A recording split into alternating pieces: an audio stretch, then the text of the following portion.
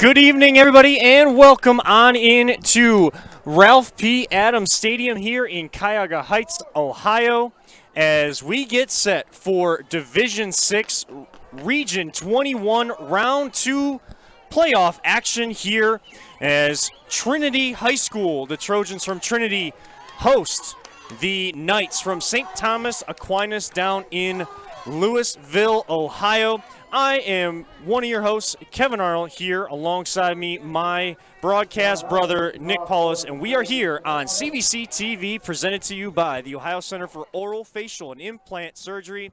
As we have the ball teed up, Trinity ready to kick this one away, and teeing it up for the Trojans. Ryan Trent has that teed up at the 40-yard line. Whistle blows, and we are just about ready for kickoff. Trent into the ball and kicking it, pooching it down the field, and picking up at the 20-yard line. That is Asian Burt trying to get across the 25, trying to break a couple tackles, and he will get out across the 25 out to the 28, and that is where these Knights of St. Thomas Aquinas will get things started. Paulus, a beautiful, chilly evening for really high school is. football. This is what high school football is in Northeast Ohio. What are you looking forward to most in this matchup here this evening? Gorgeous night out. It really is. Little chilly. Shouldn't have worn shorts. You told me not to, but I ended up doing it anyway. I wasn't going to out you with that, but you're doing it around the side of the broadcast, but okay. However, I do expect the Trojans to have an offensive output there for them against going up a staunch defense against the Knights. That's going to be the matchup to watch, but I can't wait to get this playoff action started. So at quarterback for the Knights, that is Davion Cruz, who will call his own number on this first play from scrimmage and get tackled in the backfield. So already that Trojan defense getting through to make a big play back at the 24-yard line of the Knights. Yeah, and Davion Cruz, sophomore, 5'9",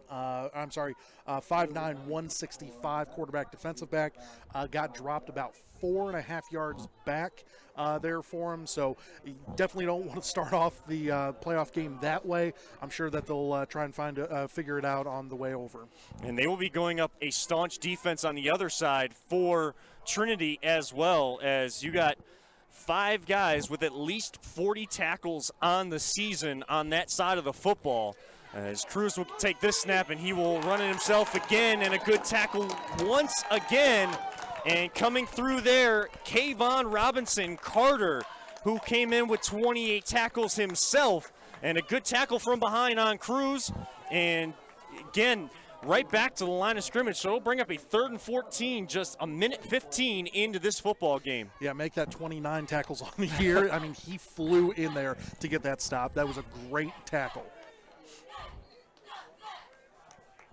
So Cruz will lead the Knights out. They will spread out the Trojan defense. He'll be in the shotgun with one running back on his left hip.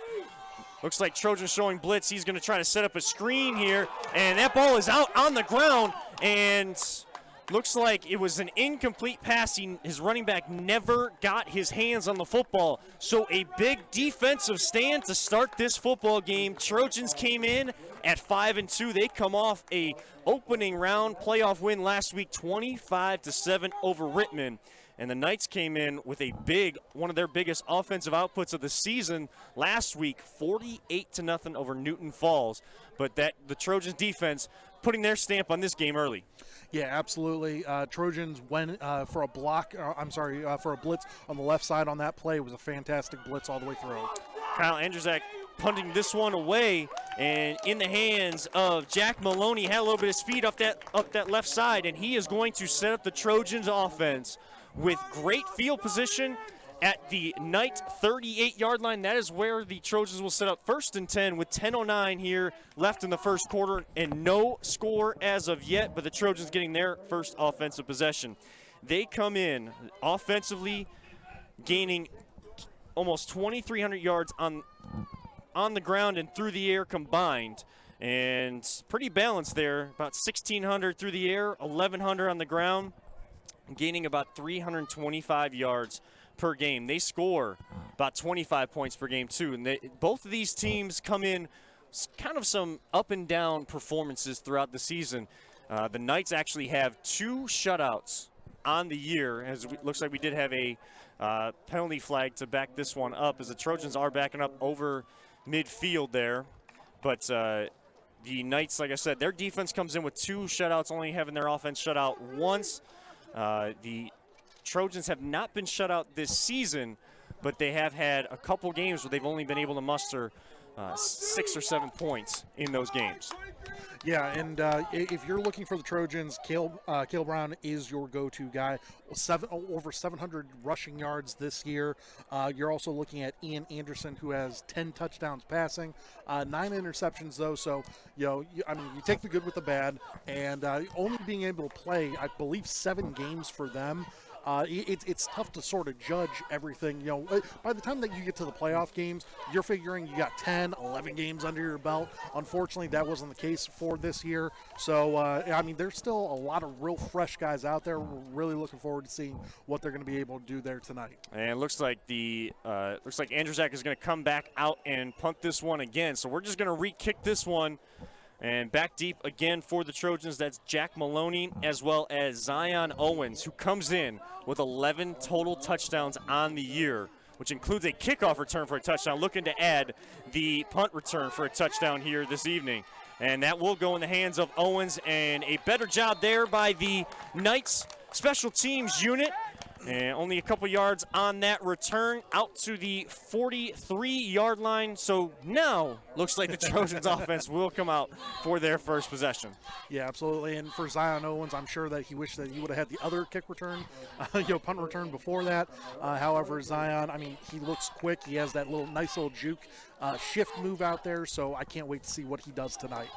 At quarterback for the Trojans, Ian Anderson, number 7, comes in 67 to 125 for 1,100 yards through the air, and almost a great grab there, a little bit behind his receiver. He was looking for Maloney on that throw, his leading receiver, who leads all receivers on that Trojans offense with 450 yards and 4 touchdowns through the air this season. Just not able to connect there on that opening drive play. Yeah, Denarel Shipman almost had that interception. 11th grader, 5'11", 165. Almost had that pick. It would have been a great one. And Knights almost jumping off sides, almost able to get away there and get back onside. And Cale Brown getting the carry there on second down, only gaining a yard. So it'll be 3rd and 9 quickly. So both defenses trying to establish their dominance early in this football game. Yeah, once again, before the game started, we were saying how good this defense is, only giving up 12 points on the year, while this offense has been scoring 25 on average. So Anderson will look to put this one up in the air, and he gets sacked in the backfield. A great job by the Knights defense coming through for the sack. Looked like Keston Wanchik coming through for the sack for the Knights, and that drops him for a 2-yard loss, and it'll bring up 4th and 11, and looks like they will punt this football away, as Ian Anderson will also be handling the punting responsibilities for the Trojans tonight, averaging 38 yards per attempt on his punts. Gotta love it whenever a interior defensive lineman gets the sack. You know he was trying his damnedest to get that one. So high end over end kick by Anderson. This will go out of bounds inside the 30-yard line and inside the 25-yard line as well of the Knights. So they will have their second possession at their own 22-yard line, 1st and 10.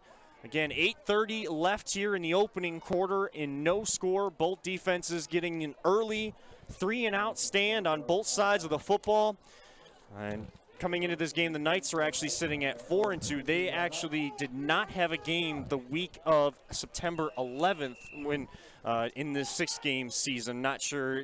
Was looking in to see if it was maybe a cancellation or postponement, anything like that. But they come in with 6 games on the season, but still, both teams ready to play here tonight. The 8 and 9 seed in Division 6, Region 21, looking to move on here this evening. So Cruz back at quarterback coming in for quarterback there for the Knights. Looks like number 5 have a couple number 7s on their roster, but no number 5 on the Knights Knights roster. I'd assume that's probably Trey Birch. He's a quarterback, linebacker, senior, 6 foot, 220 pounds. So Birch getting the signals from his head coach, Mike Cook, here on the sideline. And now this Knights offense is only able to score about 19 points a game, but they are very opportunistic when they do score. And that's kind of been the theme of CVC TV this year, being opportunistic, and that's the kind of offense the Knights have because they know their defense is going to come out strong, only giving up 12, 13 points per game. Birch will call his own number coming around left side here, gets across the 25, out close to the 30-yard line, gets stacked up there by a host of Trojan defenders, and right at the 30-yard line will bring up 3rd down and 6, ticking under the 7:30 mark here in the first quarter. Great hard run by Birch, just running off the left side, having his offensive line, everyone trying to give him a push to try and get as many yards as possible. 3rd and about 2 there for him, so let's see if they can capitalize and get the first down of the game here for us. All right, so Birch will go into the huddle here, kind of a one of those unique ways of you just don't see the traditional huddle much anymore in these spread offenses and quick up-tempo offenses at the high school and collegiate level. But Birch will be in the shotgun here. He will hand off to Trayton Mackey trying to get around the right side, and good open field tackle. The ball is out on the ground. Looks like they are marking him down right across the 30 at the 31-yard line, only able to gain 1 yard there as coming in on the tackle again, already having a big game for himself on defense. Robinson Carter on the tackle. Good open field pursuit by Carter in this ball game. Absolutely was. However, I sort of expected Trayton Mackey to try and cut that one up because there looked to be a wide open hole just to the left of him. He needs to start looking for that. He's a sophomore, so he's going to learn from that experience. So Knights showing that they're going to go for this 4th and 1 play, but Coach Cook will call a timeout. First timeout charge to the Knights here in this opening half. They will have 2 remaining. And want to remind everyone out there, we want to thank our presenting sponsor during this timeout of CVC TV is the Ohio Center for Oral, Facial, and Implant Surgery. Doctors Keith Schneider, Don Lewis, Jill Weber, and Jacqueline Tomsick specialize in dental surgery and implants, as well as corrective jaw and facial surgery and trauma reconstruction. For all of your oral surgery needs, visit the Ohio Center for Oral, Facial, and Implant Surgery website at www.ohsurgery.com. That is www.ohsurgery.com. We thank them continuously for their support of the Chagrin Valley Conference, the Ohio High School Athletic Association playoffs, and all of these student athletes that we get to present to you here tonight on CVC TV. A great crowd on hand as well for the tickets that were, of course, due to COVID-19, limited availability of tickets. Still a great crowd on hand here tonight, but we want to thank everybody that is tuning in here tonight as well. As the Knights do go for it on 4th down, and they are able to pick it up out to the 34-yard line. Looks like Birch called his own number there and just ran right up the middle. And that's a great smart move. Almost looked like Tim Tebow from about 10 years ago. Just, getting that head start of a run, just bulldozing right through the line. Great run, great play call by the coach, and, by Coach Mike Cook. So the first down of this ball game goes the way of the Knights, and they are at their own 34-yard line, 1st and 10, 5:40 to go in the first quarter. Still no score as of yet, but Birch has got the offense spread out as he sends one man in motion across the formation, and they have a false start. Sounded like almost a hard count there from Birch, but the offensive line moves. They will move back 5 yards. Drop them to a 1st and 15.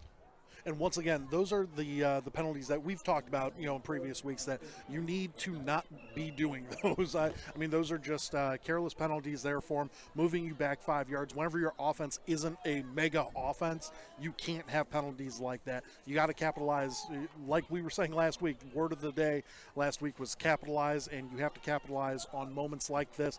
I truly do expect the Trojans defense to try and capitalize on their mistake. Burt sending a man in motion. He will get it on the jet sweep here. That goes in the hands of Asian Burton trying to get around, and flag comes out from behind the play. Burt only able to get back to the 30-yard line, so loss on the play of about 4, but we'll check this flag here in one moment. Yeah, once again, it is going to be a hold on the Knights there for them. So just back-to-back really bad penalties there for you. Now it's going to be, instead of first and 10, back-to-back penalties, now you're looking at first and 20. A lot tougher to get on that one. So they do march the Knights back for the holding penalty there, as Burt was trying to get around left edge there, but it'll be dropped all the way to a first and 25 back to the, looks like the 16-yard line is where they will have this one marked. Yeah, first and 26. Wow. So they must have gone spot of the foul there. So a loss of 11 on that play. So first and a mile here to start this possession, and that ball is out on the ground but never secured the catch. Looks like Birch was going for Autry, Chris Autry on the outside, picking his head up just a little bit too quick, and that ball falls harmlessly to the turf. Right now, it looks like Davion Cruz is in at quarterback there for them. So I think that's the sort of tandem that we're going to see. If it's going to be a passing down, we're going to see Cruz in there. If it's going to be a running play, we're going to see Birch in there. So keep an eye on that.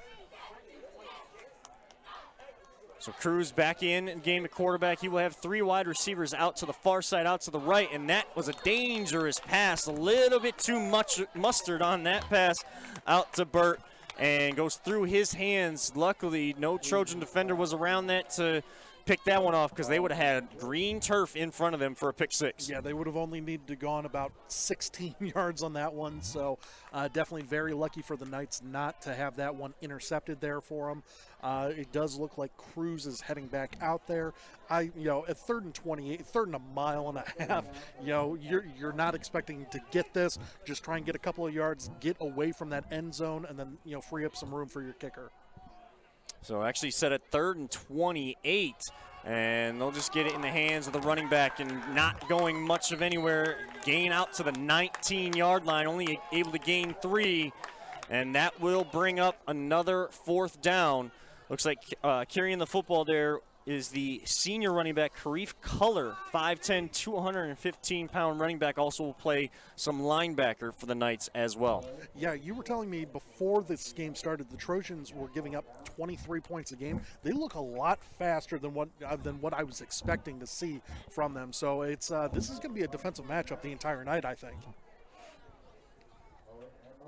So Andrzak back to punt on this play. He's standing back at his 5-yard line. He punts this one away to Jack Maloney, trying to get around the left side, and good return here for the Trojans, getting inside Knight territory.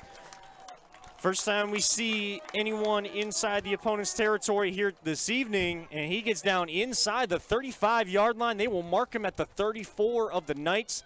So great field position here now for Ian Anderson and the Trinity offense. Fantastic punt return by Jack Maloney, one of the captains of this team. Very much looking forward to seeing what he does tonight. About 3 minutes and 47 seconds left, 0-0 score. It's a great defensive game so far. Anderson back to pass, swinging it out to Owens. Owens trying to make a move, but the Knights will not let him escape, and they get 9 of their 11 defenders in on that play, and that is what Coach Cook preaches. Swarm to the football, wrap up, and don't let these playmakers get out in open space. Team tackling is the biggest winner of the night there for us. That's the only way that you're going to be able to stop those dynamic sort of players, is by getting everyone involved on it for your defense. Great stop by the Knights on that play. 3:10 to go in the opening quarter. Loss of 1 to bring up a 2nd down and 11 play. Ian Anderson looking across the middle, and he has got Maloney wide open inside the 10, and he will score untouched for the opening score of this game. Jack Maloney, 35 yards from Ian Anderson to pay dirt, and they take the early 6-0 lead with the Trinity touchdown to open the scoreboard. what a fantastic play by Jack Maloney. About a 10-yard slant there for him. As soon as he got in the middle of the field, it was easy sailing there for Ian Anderson. All he had to do was just put it right on him. He got the easy 25-yard score. As Trinity will look to kind of set up an attempt at a two-point conversion, and they will go for this two-point conversion, but Anderson just throws it right in the turf at the feet of his main target there, Zion Owens. So it remains 6-0, but with 3 minutes left here in the first quarter, the Trojans take advantage of the good field position, great field position, and strike first. Anderson to Maloney, and we sit Trinity 6, St. Thomas Aquinas 0. Yeah, the two-point play there for us. Just they had a weird offset line all the way over to the right. Or I'm sorry, all the way over to the left side. They throw back over to the right where there was only a couple of different defenders out there. Pass was way too low for anything to happen there for them. However, they are up 6-0 with about 3 minutes left on the clock. I'm really looking forward to seeing what the Knights can do on this series there for us. If it wasn't for those baffling penalties that they had back-to-back, who knows what they could have done with their previous drive. And Ryan Trent, the junior kicker, 6 foot, 175-pound kicker for Trinity, was only coming in 13 of 20 on extra points. So I wonder if that kind of played into them going early for two, taking advantage of that. And running this one back, the kickoff return for the Knights. Asian Burt, who has had his hand on the football all night long, and a late flag comes out as the teams kind of got together for some extracurriculars that neither coach wants to see their student athletes getting into. It looks like we will have unsportsmanlike conduct, early signal against the Knights. Once again, they're just shooting themselves in the foot right now, and that's something that you cannot have if you're coming into the game averaging 19 points. You absolutely need to capitalize on every opportunity that you get. It's an unfortunate situation getting backed up now 15 yards for a penalty that should have never happened.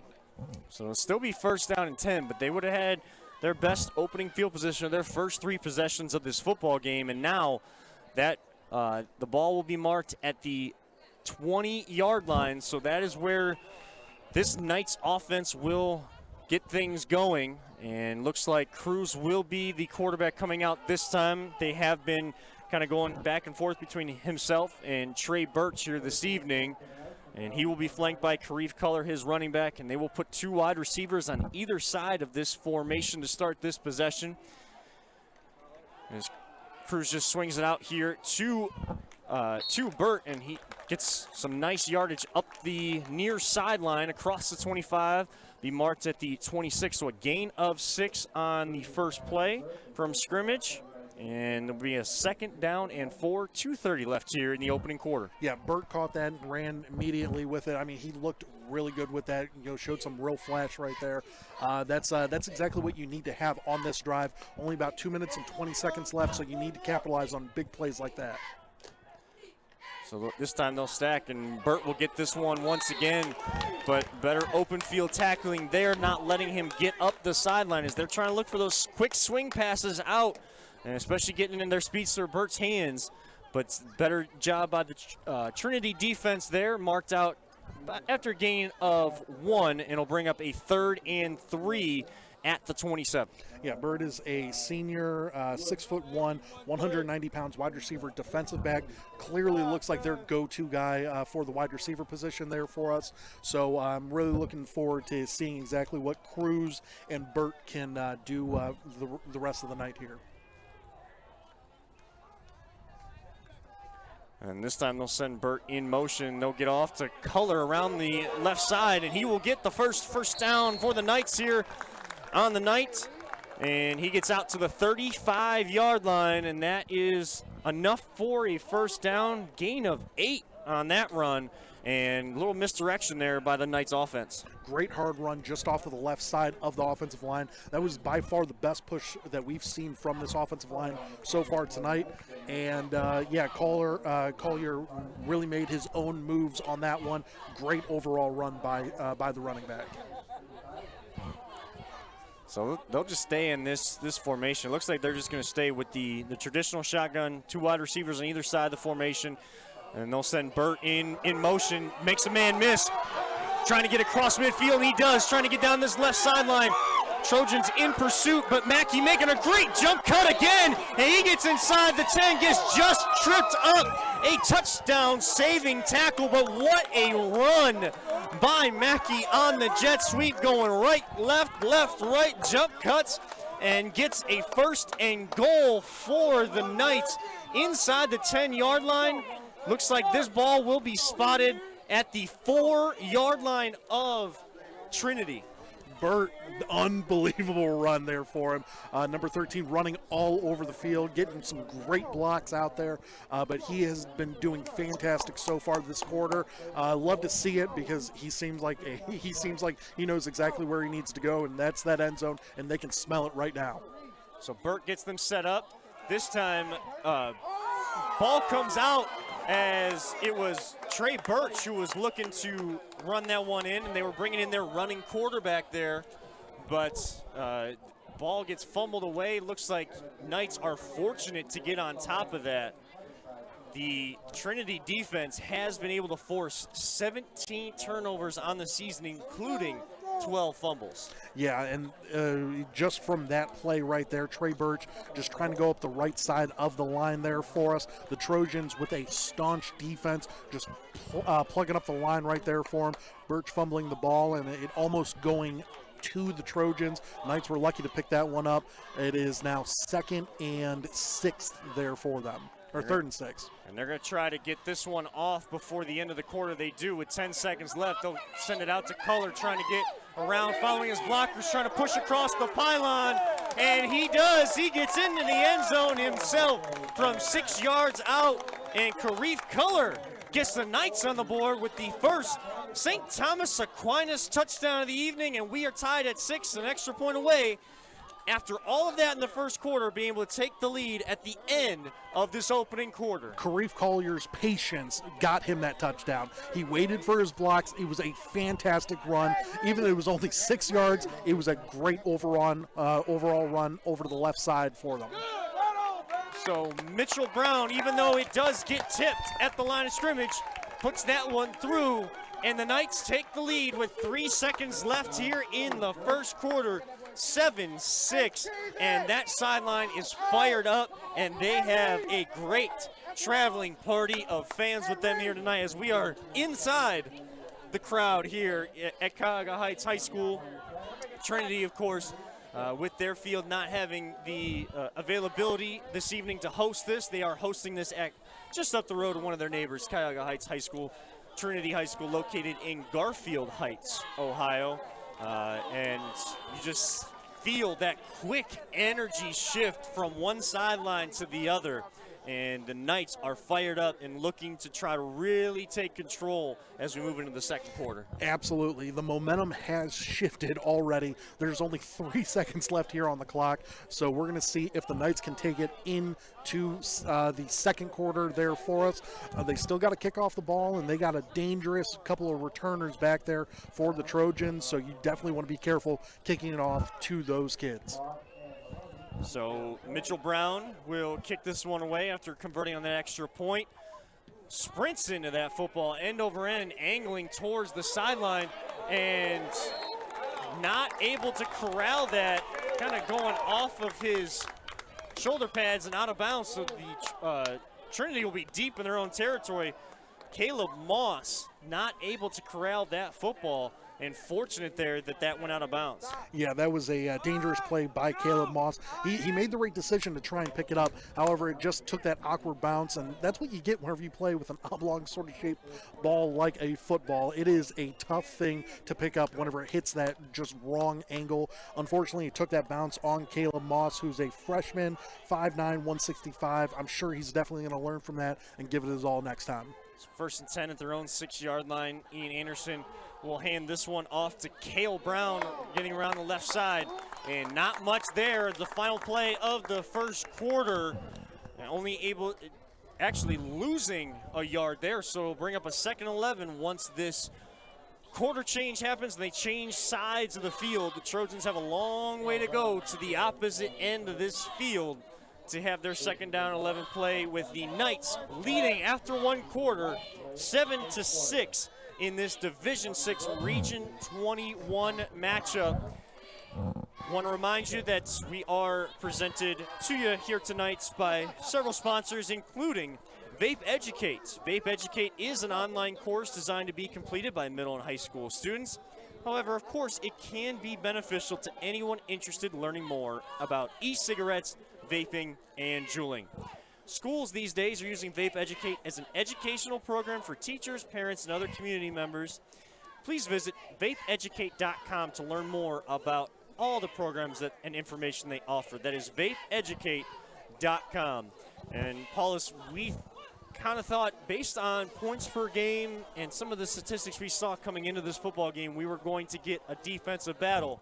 Well, these last two possessions, the offenses have kind of gotten things kick-started, and the Knights are really trying to build some early momentum in this first half. Absolutely. I think both offenses heard us talking about their defenses and was like, you know what, let's take this game over. Great overall performances by the offenses on back-to-back possessions there for them, and it looks like the Trojans are backed up right now. So Trinity 2nd and 11 at their own 5, trying to get the ball to Zion Owens, and he is in the end zone. I don't know if forward progress got him back across the line of scrimmage, and referees are coming together to talk here. Looks like this should be a safety.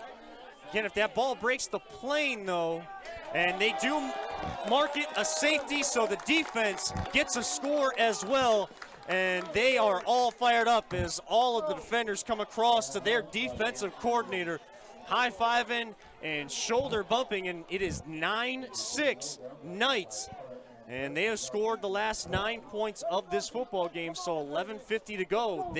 Their offense gets the ball back, already leading 9-6 after their defense continues to build on this strong start. Coach Mike Cook should be thrilled with the way his defense is playing right now. Getting that safety is extremely tough. Even though the Trojans were backed up some, it is very tough to get a safety at any point in time in the game. Great overall performance so far by this defense, and as soon as you get that safety, you gotta love it, because your offense is now going to get the ball and most likely have great field position, because the other team has to punt the ball instead of do a traditional kickoff return. So you're going to see the Knights have the ball probably close to the 40, possibly even midfield there for them whenever it's all said and done. And they have their speedster who got them set up for that touchdown before. They have Asian Burt back there on kick return duties, as well as DeAndre Black. Those are the two deep here on this safety kickoff from Trinity. And just your thoughts quickly, Paulus, on both these teams go in that shotgun formation. Don't go under center, but when you're backed up close to your own end zone, you're already starting in your own end zone. You're putting yourself in position for that. Are you in favor of that? Absolutely not. It is a huge mistake by the Trojans coaching staff to do that. I have no idea why you would do that, because as soon as the ball snapped, you know that defense you're up against is a great team. Why would you even do that? I just don't understand it. As this one will go in the hands of DeAndre Black, looking to make a move, come across all the way across the field, going east and west, trying to get north and south. Makes a great spin move across midfield, and ball may have come out, and it does. So just like that, DeAndre Black with a great return across midfield, but doing a little bit too much. Instead of cutting it up the field, gets that ball knocked out. And so the safety and Knights offense coming right back out does no damage. This is unbelievable. While the Knights scored 2 points, yeah, Trinity gets to come right back out with their offense. Absolutely. I mean, that is, getting the that is all the breaks going your way on that play. I really thought that Burt had a fantastic block to lead him up there, and just unfortunate for the fumble. Now the Trojans have great starting field position. So Anderson in the pistol formation this time, looking to throw, trying to go up over the top between two men, and what a catch! What a catch by the wide receiver here on the near side. That looks like Naval Jackson, the 5'10", 115-pound senior, Great concentration between double coverage, and he has them set up inside the 25 at the Knight 22-yard line. Yeah, Neville Jackson just bailed out his quarterback, Ian Anderson. Ian just threw it up for prayers, and Neville came down with it. Unbelievable. So this time Anderson being pressured, gets some time and space and just throws it. Had his man open there across the middle with the right pylon right in his eyes, and I think LeJean Woods started looking at that pylon and getting into the end zone. While the throw's a little low, hit his hands, you got to make that grab. Absolutely have to make that catch. Woods should have been walking in, should be celebrating with his teammates right now. Unfortunate. I mean, he was wide open. There was no one within 15 yards of the kid. So you definitely have to keep your eyes on the ball, catch it, and then run. So clock stopped here, 11:14 to go. Anderson will get this one into his running back's hands. And a good, just powerful run straight up the middle. Gain of 9 by Cale Brown. So second down and 10 will become a 3rd and 1. And I was just about to say, Paulus, a guy that came in Cale Brown with 736 yards on the ground, 155 carries. Hadn't been much running there, but he showed you why. He showed you why he's one of the best there in this conference, and here he goes. Cale Brown gets this little screen pass, makes a jump cut inside, and gets into the end zone as the back judge comes up to assist the side judge, raises the two arms in touchdown formation, and just like that, Anderson has his second touchdown pass of the night, this time going to Cale Brown, 14 yards out, and they take the 12-9 lead. This feels like a playoff game here in Northeast Ohio. It 100% does. Now they got that funky formation for the two-point conversion all over again. That was a fantastic run by Cale Brown, though. Catching it in the backfield there for him, and they're going to try to loft this one up, and second time they're going for a two-point conversion. That looks like may have been intercepted there in the back of the end zone if he did not fall out of bounds. They were looking for Naval Jackson again, but that two-point try goes awry, so it remains 12-9 with 10:35 to go. And after the Knights score 9 points, 2 of those coming on defense, the Trinity Trojans come right back, and Anderson gets his second touchdown pass of the evening. And this seems like this is going to be one of those games that could go back and forth all night. So buckle in if you're watching at home. As Paulus and I will bring you all the action all night long, or if you're watching on replay, you're getting a good one. You absolutely are. Trinity Trojans capitalizing on the turnover, just going straight down the field with some fantastic plays there for them. And let's see how the Knights come back and counterpunch their way, getting back to this. If I'm the Trojans, I want nothing to do with Burt. You do not kick it to Asian Burt. He will take it back all the way if you give him an opportunity again. I guarantee that. And this is a Division 6 Region 21 8 and 9 seed matchup here this evening in the same division and region. Over in Wickliffe on the east side, they are up 14-0 in their game, their opening playoff game, as they had a bye last week. So another CVC team up early in their playoff game. So Asian Burt will collect this one in his own 15-yard line, looking to make a few men miss, and a good return there. And Asian Burt, with his family right in front of us, they are fired up as he is making some plays. He is that go-to guy for this Knights offense, special teams, probably even defense too. I was going to say, every week we find Mr. Everything, yes. And he is Mr. Everything to this team. He is looking great so far in this first quarter and 2 minutes here for us. I can't wait to see how the rest of this game goes. 12-9, but it feels like it could be 30-30 right now with the offensive output that we've seen over the last 5 minutes of game time. You mentioned Mr. Everything. We should have a Mr. Everything award to present at the end of the game. We should get a sponsor involved in that too, because if you're interested, you can always reach out to the Chagrin Valley Conference at chagrinvalleyconference.com for all the details on how to sponsor. Smartest man in the business right here. All right, so that time handoff will go to Color up the middle. Gain of about 5, so it'll bring up a 2nd down and 5, ticking under the 10-minute to go mark here in the opening half. Knights trailing 12-9 to Trinity. And this is a crucial drive for the Knights right now to gain the momentum back after losing it, after you going down, scoring a touchdown, then getting the safety, and then missing the opportunity of the fumble. You got to capitalize here. And Culler will get another carry, and he will get a 1st down right out to midfield. Gain of 7 on 2nd and 5, and chains will move. So it looks like they're going to try to start maybe controlling a little clock, trying to establish some dominance there in the trenches. Kharif Culler, senior, 5'10", 215 pounds, running back, linebacker. He is a bulldozer out there right now, gaining that 1st down all by himself. He looks great so far tonight. As Cruz looks over at his coach one last time for the final instructions. And this time, Culler will get the handoff again, and a great tackle from behind. Kayvon Robinson-Carter is having himself a ball game on defense for Trinity this evening. He is all over the field. I mean, I think that's already his 2nd tackle for loss there for him in the backfield. He is playing fantastic. He's playing his heart out right now. And like we said, he came into the ball game with 28 tackles and 2 sacks on the season as well. Already getting that total up to about 31, 32. There you go. And getting close to joining and being a part of the group of 5 that are basically at 40 tackles on the season. So, you know, it's a defense that is well coached and stays disciplined throughout the ball game. Jet sweep here, action for the Knights. That one going to Vinny Zarin.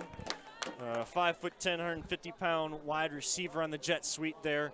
So it really looks like the Knights want to establish their run game on this possession. They want to slow it down. They want to regain that momentum that they had lost from that fumble, which is the smart thing to do. Coach Mike Cook is no dummy. He is going to go out there. He's going to put his best players out on the field, do the jet sweep motions, get a couple easy 1st downs. It's 3rd and 6, a little tougher, but whenever you got these fast swinging kids, and that snap goes way over the head of Cruz, able to just fall on it, but that one goes all the way back inside the Knights' own 35-yard line. Looks like he corrals that at his own 34-yard line.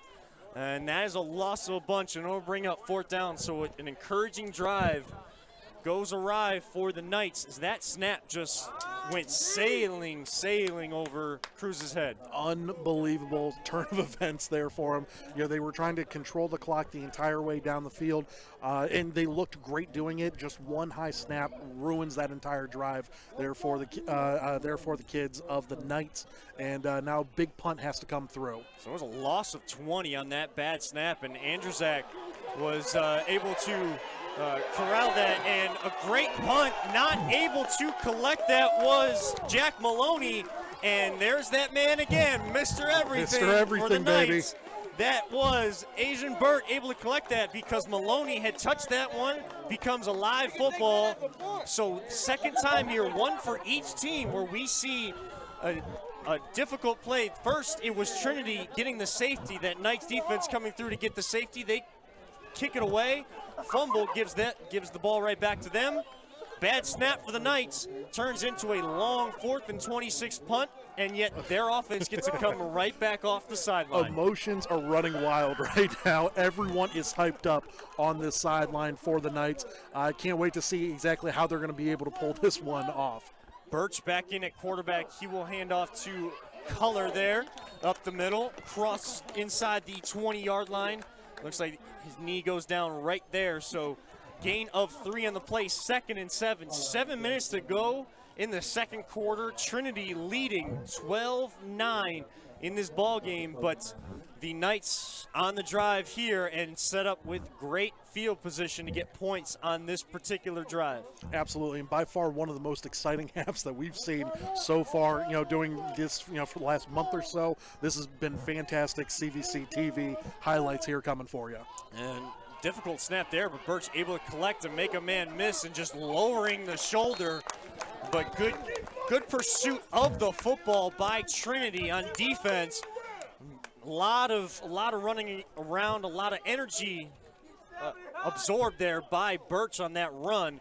only able to gain one, and it'll be 3rd and 6. 3rd and medium here for the Knights. Yeah, I don't know who got the worst of that hit, whether it was Birch, the cornerback, running, or if it was the defensive lineman. I didn't catch exactly who had that tackle, but, I mean, that was a hell of a hit right there. So Birch will stay in on this 3rd and 6 play as we have passed the halfway mark of the second quarter.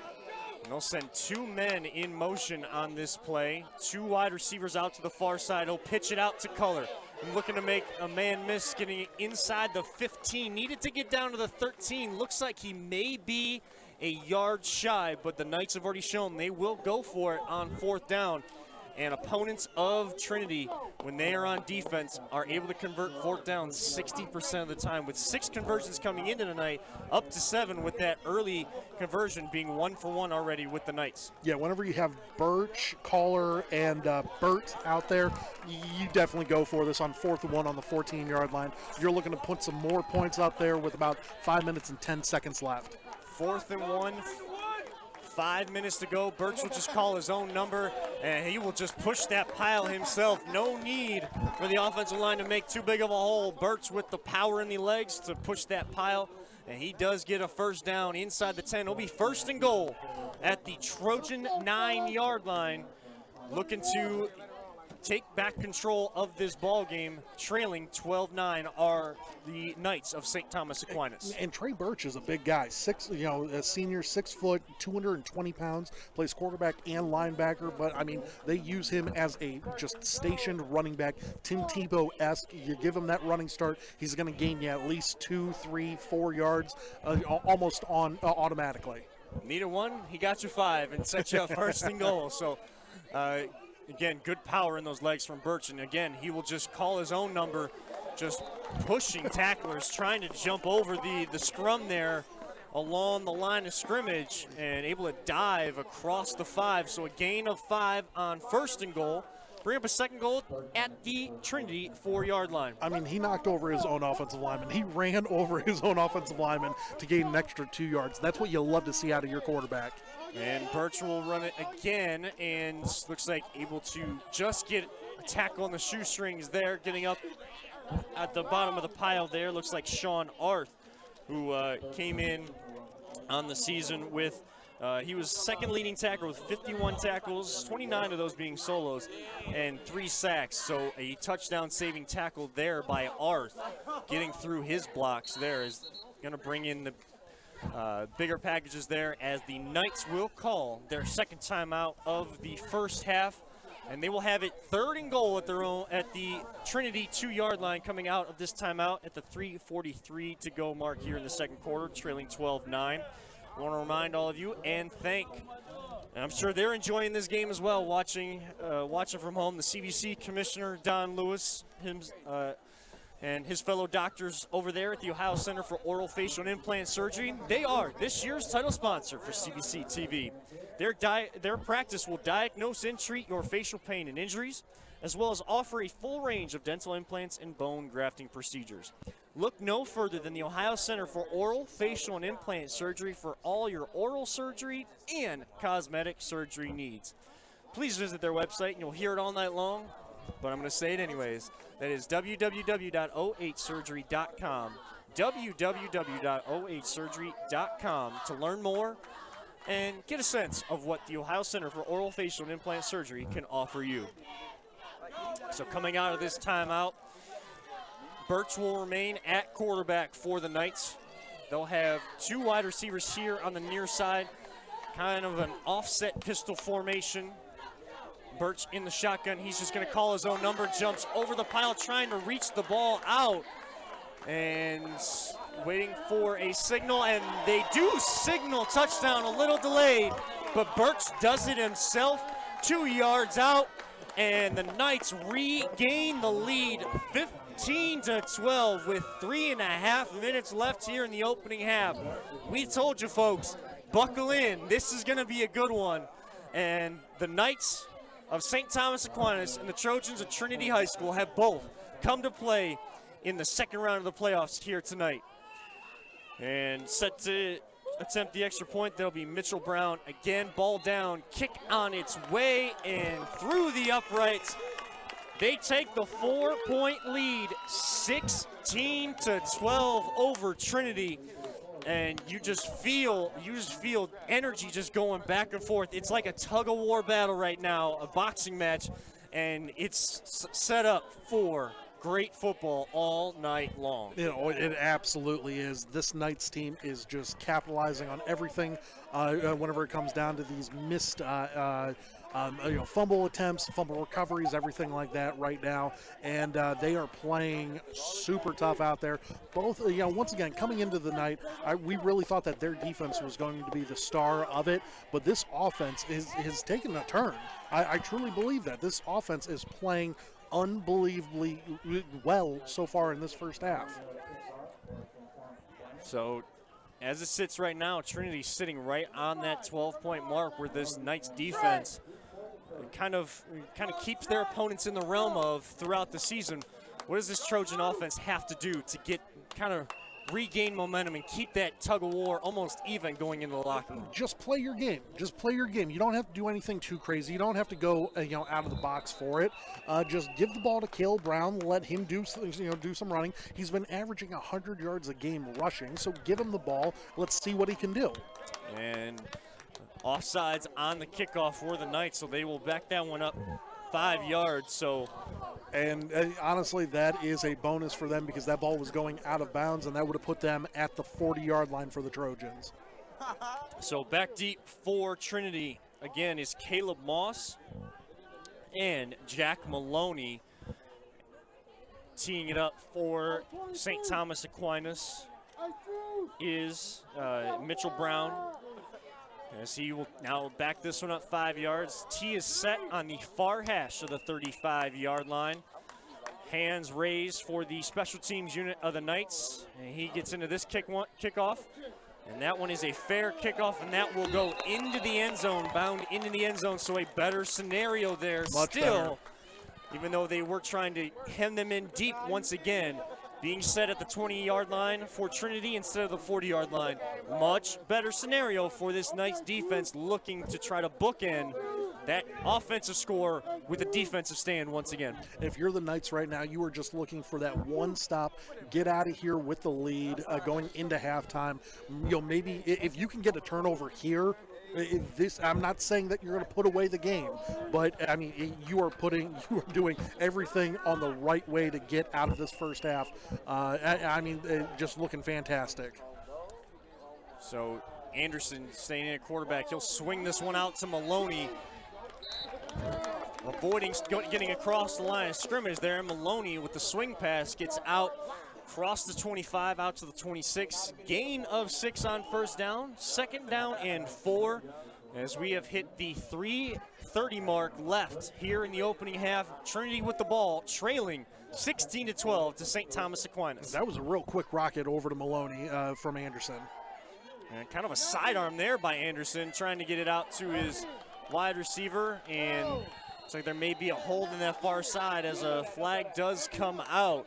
And they're just trying to get these quick-hitting screen passes out to their wide receivers, but we'll await the call. Early signal looked like holding, but as some of the Trinity offensive linemen speak to the head referee out there on the field.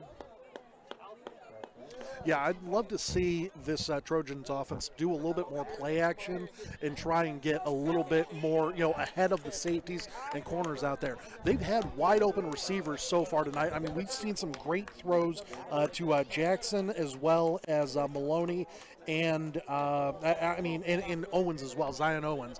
I'd love to see them try and get a little bit more out of those playmakers. So it looks like a loss at 12, illegal block in the back. And it'll bring up they have third down, and Anderson goes down in the backfield, gets sacked back inside the 10-yard line at his own 9-yard line. Tough to see from our vantage point who got in on that sack, but look like a couple Knight defenders with that sack. So a great play there And this Trojans offense going in the wrong direction on this possession. When I was saying do play action, I meant like 2nd and 10, not 3rd and 30. So 3rd and 21. Anderson will just try to hand it off on a draw play here to his running back. And good gain of yards there by Cale Brown. Great run. Getting back out to the 25-yard line. It'll still bring up a 4th down and hemmed in their own territory. Anderson looks like he will punt this one away, but anytime the quarterback is the punter, you do have to watch out for those fakes, something we've seen throughout the season here on CVC TV. Expect the unexpected. I truly believe they are going to go, and kick this ball, but, don't be surprised. 2 minutes to go in the 4th quarter, and they get the Knights to jump. Looks like encroachment, not sure if there was. It was against the Trojans. Yep, so Trinity on the hard count. They knew it was coming and still jumped, and that forced the Knights to come across the line. So, always kind of a back and forth battle there. When one jumps across the line, who made who jump first? Like what came first, the chicken or the egg? And that one is blocked and into the end zone. That is a touchdown for the Knights, blocking and recovering in the end zone. That is number 69, Keston Wanchik, who made a big play early in this ball game, and he gets the 2nd defensive score for the Knights on the night, and they go 22-12. So what was a 4-point lead, hinging on possibly an 11-point deficit for Trinity going into halftime. What a swing, what a turn of events. Once again, that is the defensive lineman's dream, getting that punt block as well as going for getting the touchdown to go along with it. Now they are up 10 points with that missed extra point. Minute 45 left. What a fantastic half of football that we've seen so far tonight. So Trinity able to make a stand there on special teams. They blocked the extra point, but they trail 22-12. And St. Thomas Aquinas took the trip up from Louisville, Ohio, and they are looking to go home and move on in these playoffs, gaining that early book-ending, momentum-swinging play. They've gotten the safety, now they've gotten the block punt for a touchdown. And this St. Thomas Aquinas team is kind of Mr. Do-It-All, doing it all on all ends, throwing, running, defending, catching, he's everywhere. Blocking punts. They are everywhere on this football field, and the Knights are fired up, but still a lot of time left. You still have about 26 minutes left in this ball game. Trinity not out of it, anywhere near out of it in this ball game, but with a minute 45 and still all 3 timeouts, plenty of time to try to get a score back up on that scoreboard. Absolutely, and you need a big kickoff return here if you can get it, and there we go. We'll try to hem him to the sideline and coming across the formation. That looks like Caleb Moss down this near sideline, just runs through a defender at midfield. Looks like that was the kicker trying to make a play. Coach told him just get in front. He did, but he paid for it. And Caleb Moss has Trinity set up with tremendous field position. Plenty of time with all 3 timeouts. Minute 34, 50 yards to go to get a score here, trailing 22-12. What did I say? You needed to have a great kickoff return right there, and Caleb Brown did just that. What a fantastic run there for him. We've seen Trinity able to get it through the air quickly, but going down in the backfield goes Anderson again, sacked for what I believe is the 3rd time already in this ball game. Trent Herman coming through, the 5'10", 260-pound defensive lineman, a senior for this Knights offense. A 10-yard loss, 2nd and 20, and Anderson looking to throw again. Sidearming that, gets it in the hand of Zion Moss, and flag comes out, makes the man miss, getting up that sideline. He's getting away. He goes into the end zone for the score. We'll await the flag, but one play later, Zion Owens goes into the end zone.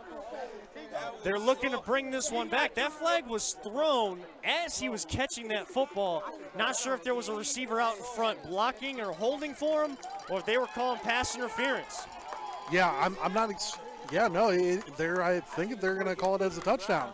Yeah, that's going to be a touchdown there for him. It was a pass interference on the Knights. Unbelievable plays to finish up both quarters here for us. Just unreal football that we have here tonight. With the defender draped all over him, Zion Owens with his 6th touchdown reception on the season and just making men miss up and down that sideline. And coming in for the extra point, that's Ryan Trent. And it is 22-19, so less than a minute later, Trinity feeling a lot better, pulling some of that momentum back to their sideline on the far side of this field from where we are situated here this evening.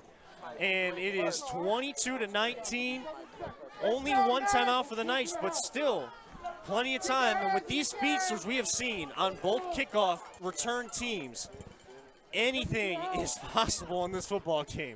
Both teams are throwing haymakers right now, and you love to see it. There are no jabs. There's no 1 or 2 yard gains. It is big money plays, and everyone is doing their part. You absolutely love to see it. High school playoff football here in Northeast Ohio, the cradle of it all. You love to see it. And that was Zion Owens' 19th reception on the season. He's upward near 500 yards receiving on the season. Like we said, 6 touchdowns through the air, and he has 0 fumbles, has not turned the ball over. He is the one turning the other teams over. He has, on defense, he has 4 interceptions, 3 fumble recoveries, and 3 defensive touchdowns as well. So Mr. Do-It-All for Trinity trying to show Mr. Burt here on the Knights. It's going to be Owens versus Burt, maybe the rest of this football game. Love to see it too. So this kickoff return will send DeAndre Black back to his 10-yard line.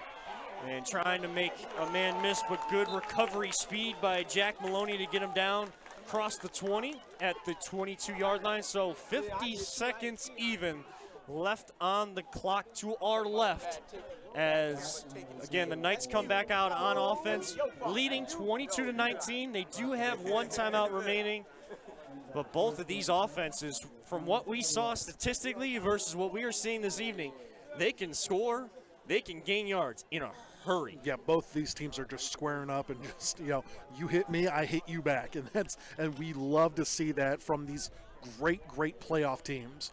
What does that old saying go? Whatever you can do, I can do better. Yeah. If we get that back and forth all night, stay tuned, folks.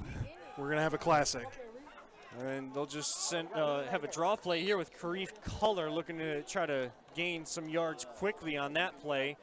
Able to gain about 5 on the play out to the 26. 2nd down and 5, but clock ticking. And looks like the Knights are in no hurry. They may be content to go into the locker room leading in this ball game, try to catch their breath a little bit, and go into the locker room leading. Yeah, both these teams are spent right now, and you can just tell the emotional toll that it's been for both these teams so far has been unbelievably great so far. And the clock ticks to 10 seconds remaining. They'll just hand off again to Culler, and Coach Cook is content to go into the locker room as we have officially hit halftime here with the Knights narrowly leading Trinity 22-19. We back after a brief message from our sponsors here for your halftime breakdown. This halftime breakdown is sponsored by Capwell Financial Advisors Northwestern Mutual. Capwell Financial Advisors strives to increase capital wellness through clear, comprehensive financial planning. They start by articulating a vivid vision for your financial security, then take quality financial actions to align your money with what matters to you the most. To put your vision into action, contact them today at capwell.nm.com. Welcome back inside Ralph P. Adams Stadium. Just for a brief couple moments here as we have your halftime breakdown. St. Thomas Aquinas Knights from Louisville, Ohio, leading CVC team, and from Garfield Heights Trinity High School, 22-19 here at Cuyahoga Heights High School in kind of a neutral site affair in Division 6, Region 21. And Paulus, you said it, just looking at this first half quickly, haymakers being thrown by both teams. Yeah, absolutely. I mean, Asian Bert, I mean, just what can you say about him? I mean, the Knights are living and dying with everything that he does, and he has been performing unbelievable so far tonight. Yeah, I mean, you also look at what Cale Brown is doing for the Trojans, Ian Anderson. I mean, we have some great matchups so far. And this first half, 22-19, by far one of the most exciting, unexpected turn of events. It seems like every 30 seconds someone's throwing a haymaker out there, and you'll love to see that for playoff football. I guess what's kind of gone on the radar here, Ian Anderson with 3 touchdown passes, one of 35 yards, 14 yards, and then 60 yards to Zion Owens, his leading receiver there for Trinity. So that we have hit halftime here, 15-minute time frame there. We'll be back in just a little under 15 minutes for all of your second half action.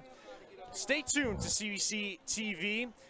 St. Thomas Aquinas leading at halftime, 22-19. We'll be back in just a few short moments.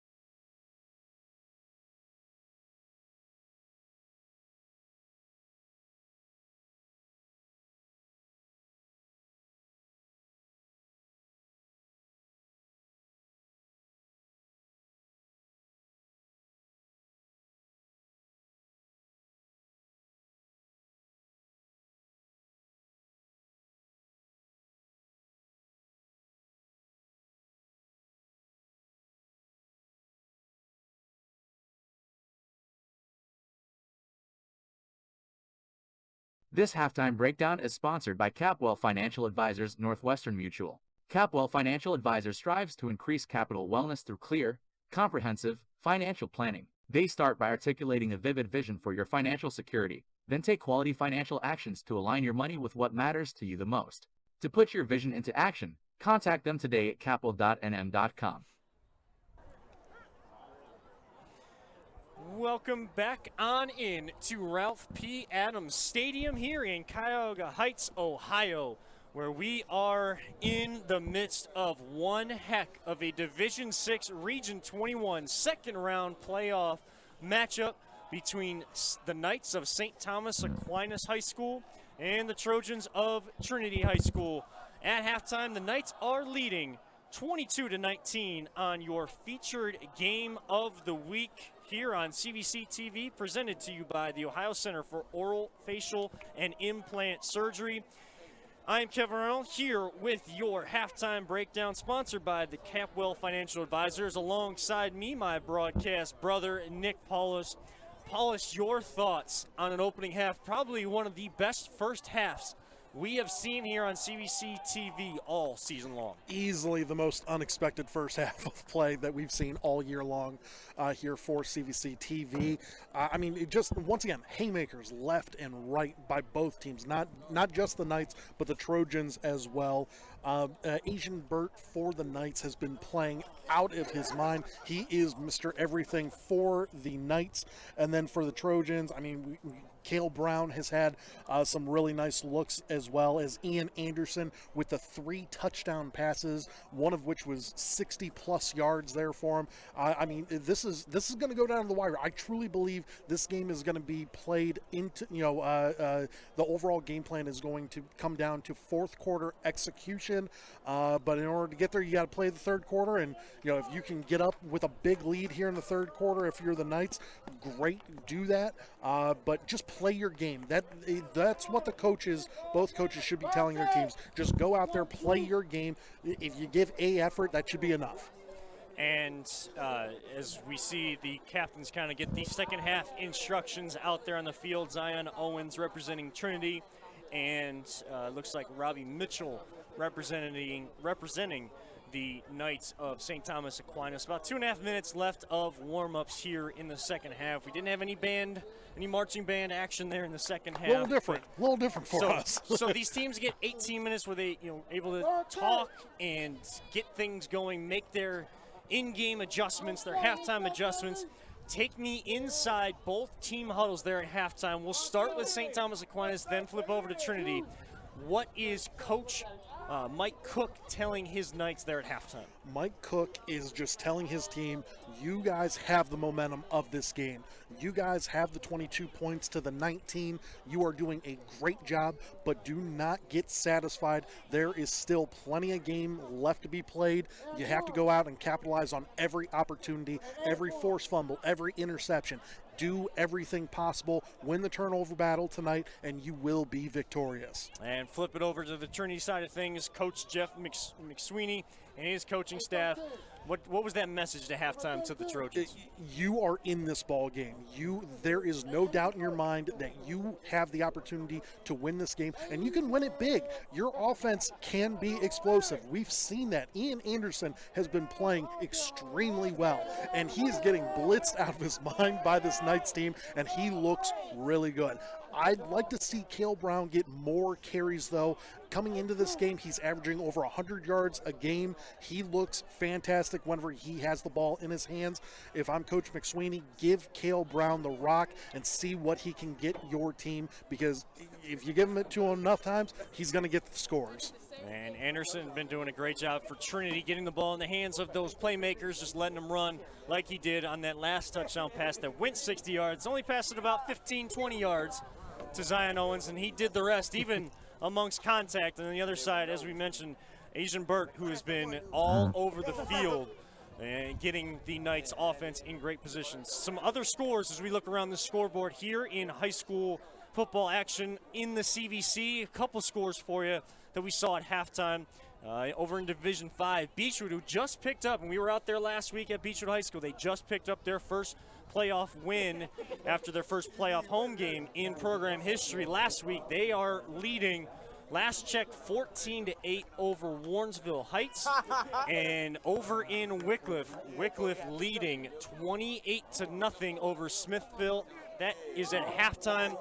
Already on the ball game, Chase Fortcamp, the running back for Wycliffe, with 13 carries, 100 yards, and 2 touchdowns. Wycliffe already gaining right around 200 yards on the ground, picking up where they left off, even with that bye week last week. Here, as we said, it is St. Thomas Aquinas 22, Trinity 19. Trinity gets the ball here to start this second half as kickoff comes down to Caleb Moss, and he will collect that at his 10-yard line, trying to make a few men miss, getting it across the 15, going, doing a lot of work going east and west, running about 25 yards to get only 5. That ball came out at the end, but Trinity able to recover, and they will have some tough field position to open this second half, sitting at their own 18-yard line. Yeah, now you are backed up. I mean, once again, tried to make something out of nothing. Unfortunate for him. They had a great kickoff return defense there for the Knights. Can't wait to see what the Trojans try and pull out of this one. So Anderson will bring Trinity back out, and he was trying to fake a handoff. Running back going the wrong side there. It looked like miscommunication, and that'll go down as another sack. 4th sack on the ball game for this Knights defense. Looked like getting in there for the Knights. Of course, it was Trent Herman who has a couple big plays on this evening already, and also Trayton Mackey also getting in on that play. Trent Herman's looking like a beast out there tonight. I mean, he is playing fantastic on that defensive line. Anderson looking to throw, trying to go up over the top, almost a fade route, trying to get 1 foot in bounds, not able to do so, just leading him slightly too far out of bounds. You only got to get that 1 foot in. That ball was kept trailing and trailing over that sideline.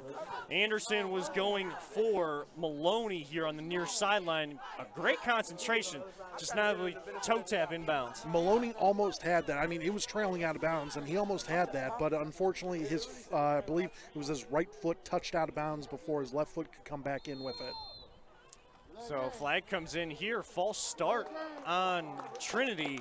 So they were trying to build on that big play they had to end the first half. But this drive going nowhere. It was, the ball will be placed at their own 12-yard line. They'll bring up a 3rd and 16. 11 minutes, 10 seconds left here in the third quarter.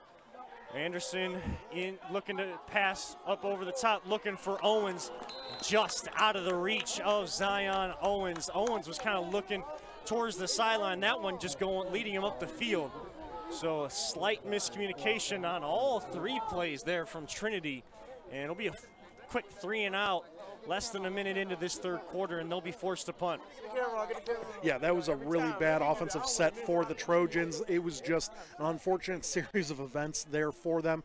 Now they have to make sure that they do not get blocked and have another punt returned for a touchdown blocked into the end zone. It's happened already tonight. Look for the Knights to come back out there and try and get another block. So Anderson on punting duties for Trinity as well, just getting that one away before getting that one blocked. And it'll take a Trinity roll across midfield, be downed at the 38-yard line of the Knights. That's where their first possession in the second half will take over. Great job there by the special teams unit, and Anderson, a heck of a punt, using this turf to his advantage, and Naval Jackson getting down there on coverage to down that one and waiting for it to just kind of check out there. It started to turn towards the Knights' direction, so Naval Jackson decided, you know what, we're going to stop them right here, and this is where we're going to force them to start their possession in the second half. Yeah, absolutely. And for the Knights, they are going to be coming out. You need to get about 60-ish yards to try and make it, back down to the end zone to extend your lead of the game. And they got the playmakers to do it for sure. And they do get in one of their playmakers' hands right away, right on the snap. And that goes into the hands of Asian Burt, who gets around left side over the 40-yard line. able to drag a couple defenders for a couple extra yards out to the 44-yard line. Gain of 6, so 2nd down and 4. A unique formation there. They had Burt in the backfield taking that snap.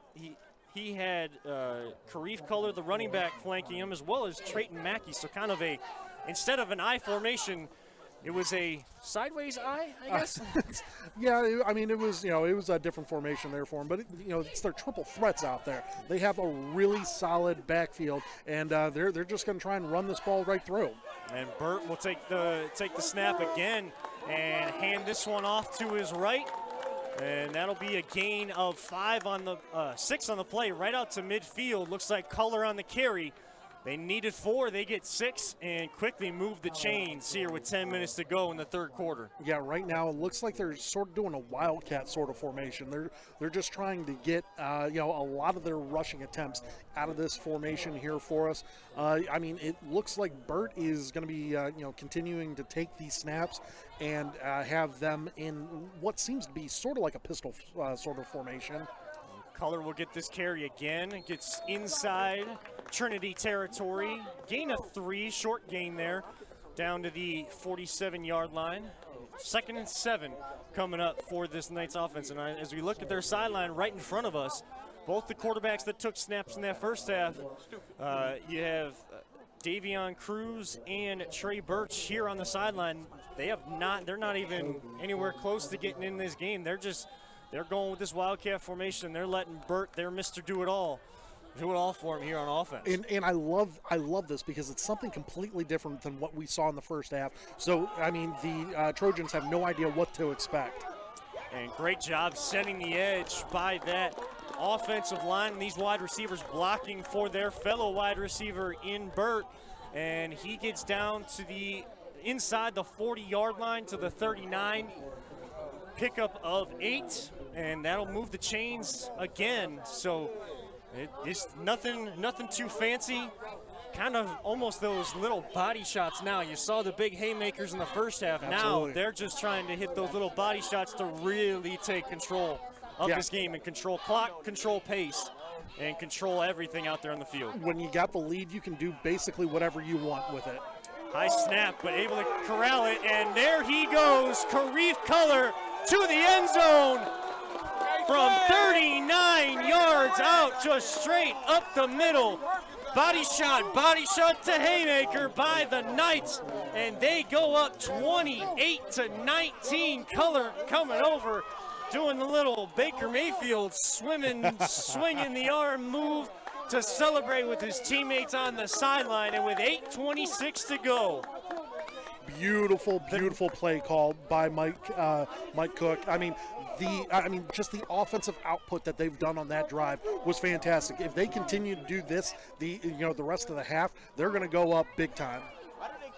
Now Trinity gets their 2nd extra point block of the game, so that's the 2nd extra point that has gone awry for the Knights. 2 of those went awry for Trinity in the first half as they went for 2. So score remains 28-19. Knights up by 9 here with 8:26 to go. And looks like that game plan there early for the Knights offense is going to be, instead of try to hit them right away with that haymaker, lull them to sleep and just hit Color or Burt right up the middle. No, absolutely. Now, I did want to talk about that extra point. I don't want to rain on the parade of the Knights, but that is all, getting blocked by the outside man, that's all about heart and determination. And that's the Trojans giving it their all and the Knights not doing the same on that extra point. This game's going to come down to a couple of points, and you definitely don't want that to be the outcome of a couple of extra points getting blocked. You don't want it to come down to that. However, the Knights, fantastic drive all the way through. Let's see what the Trojans do on this coming drive. So Brown has it teed up at the 40-yard line, back deep. Caleb Moss and Jack Maloney for Trinity, and this will go back in the hands of Caleb Moss at his 15. Trying to make a cut up the middle, and good return there for Trinity as he gets across the 35-yard line out to the 37-yard line. So a little bit more breathing room on this 2nd possession of the 3rd quarter for Trinity.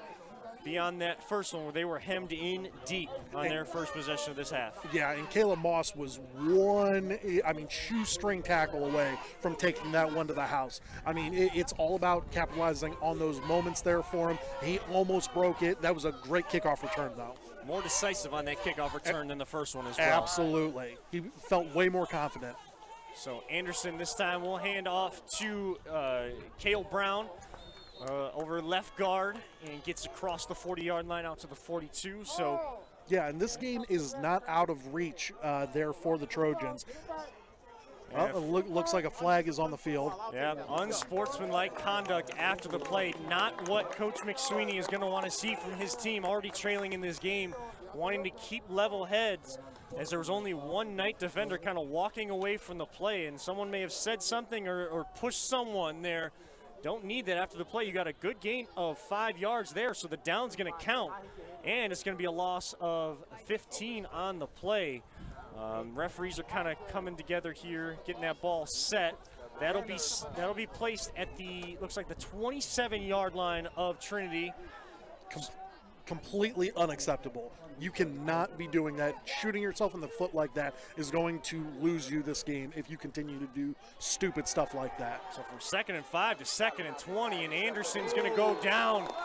And there's that man again, Trent Herman, who you said was having himself a ball game.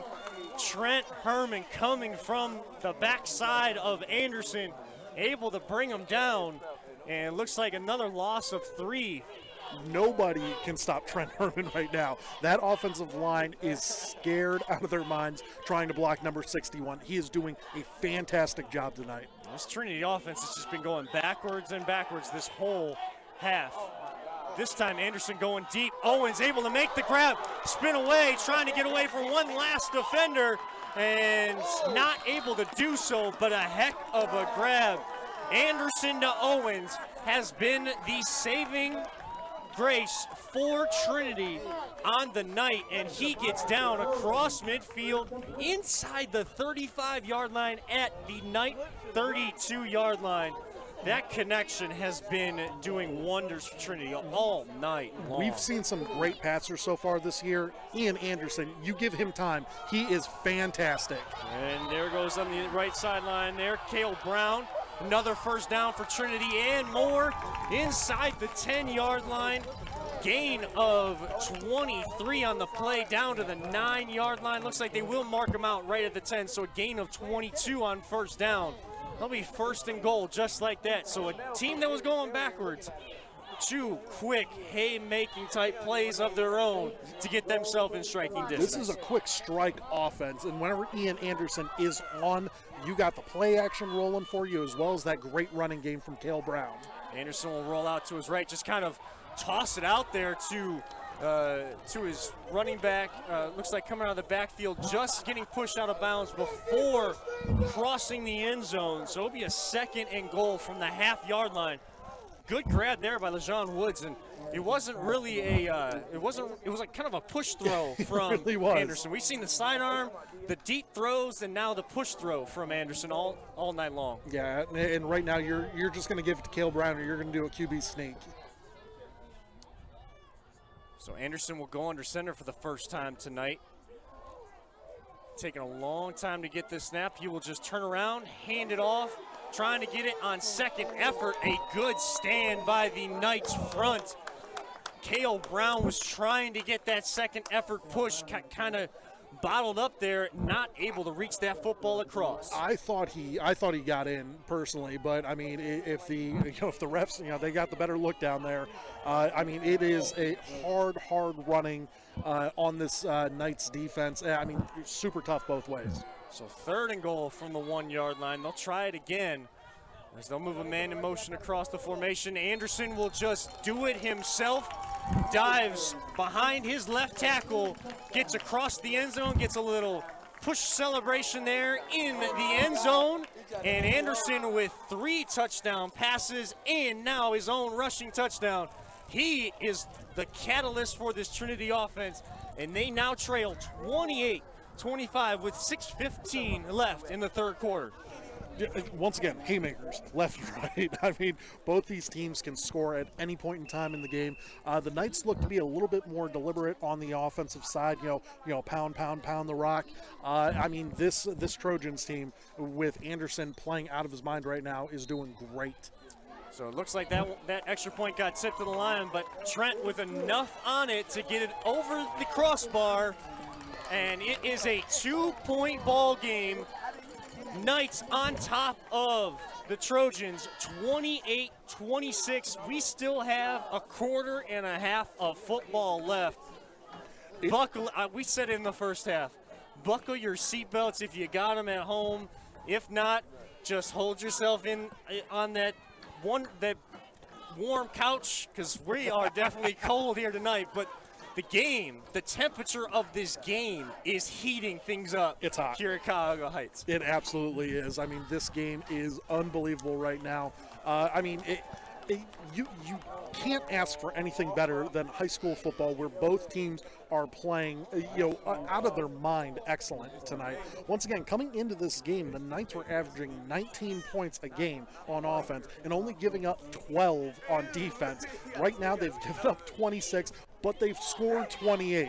I mean, it's things like that that just make you smile, because anything can happen in high school playoff football. And you look at all these missed extra point opportunities in the ball game. Really, the only difference now is that safety by the Knights defense early in that first half. So so Trinity has this one teed up, and looks like different kickoff man there for looks like Sean Arth kicked that one away. And this one will go in the hands of DeAndre Black, bring it out from his own end zone area down there, out across the 25, out to the 30-yard line is where he will go down, and the Knights will take over. Now, we want to thank our presenting sponsors of CVC TV here tonight while we do have a brief moment. The Ohio Center for Oral Facial and Implant Surgery with their doctors Keith Schneider, Don Lewis, CVC Commissioner, Jill Weber, and Jacqueline Tomsick. They specialize in dental surgery and implants, corrective jaw and facial surgery, as well as trauma reconstruction. For all your oral surgery needs, visit the Ohio Center for Oral Facial and Implant Surgery website at www.ohsurgery.com. That's ohsurgery.com. Thank you for all your support of Chagrin Valley Conference and CVC TV. So the Knights stick with this Wildcat formation of sorts, with Burt taking the snaps, and he gets around left edge across the 30 out to the 35. So a quick gain of 5 on first down and 10. And it'll be second down and 4 actually. They moved that a yard more out. Second and 4 with 5:30 left here in the second quarter. Or third quarter, excuse me. I'm really surprised that we didn't see this sort of offense set up going into that first half. Coming out in the second half, I mean, it has been nothing but the running attack through this Wildcat formation. And Burt again trying to bounce it outside, and he gets a first down across the 40 out to the 45, and a late flag again. Away from the play. It was nowhere near the play. Unacceptable by whoever it was on. Neither coach can be happy about these flags coming out. Once a player is already down and out of bounds, there were no flags for during the actual run of play. And personal foul on the Knights. So the Trinity, with some of their defensive linemen, they are hopping up and down and pointing backwards, but neither coach can be happy about these lapse of mental focus, mental attention to detail in this second half. Yeah, as of right now, I mean, the momentum's swinging both ways right now. Emotion is high. Everyone's, on the edge of their seats right now. It's a 28-26 game with still a quarter and a half left to play.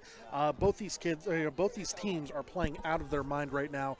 And, once again, emotions are running high. It's unacceptable no matter what time it is. But it's once again, emotions. Emotions are crazy right now. So the referees are going to come together here for discussion. That ball right now sits at the, looks like the 29-yard line of the Knights. And they went from getting a first down there, showing second down and 10.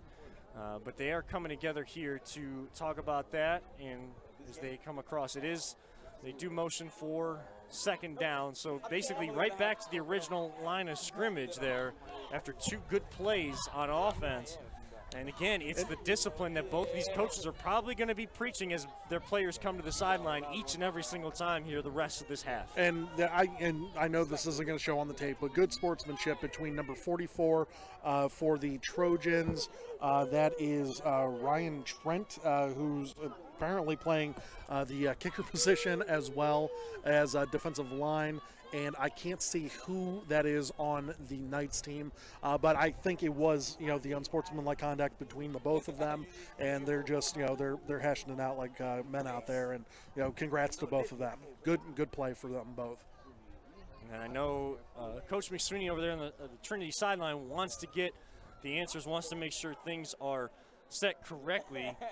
Looks like that down marker is down to first down, so they give him the first down and then back him up. But you see some of the interior linemen for both teams kind of getting their running going a little bit. They're kind of doing the typical football thing where a lot of them don't have the long sleeves on. We already know that my broadcast brother, Nick Paulus over here, made the mistake of that tonight. Made the mistake of wearing shorts, but we're not out there playing football. So it's these long lapses as the referees and the coaches come together. Now, almost kind of hurting the student athletes because they're warm, they're ready to go, they're in the play.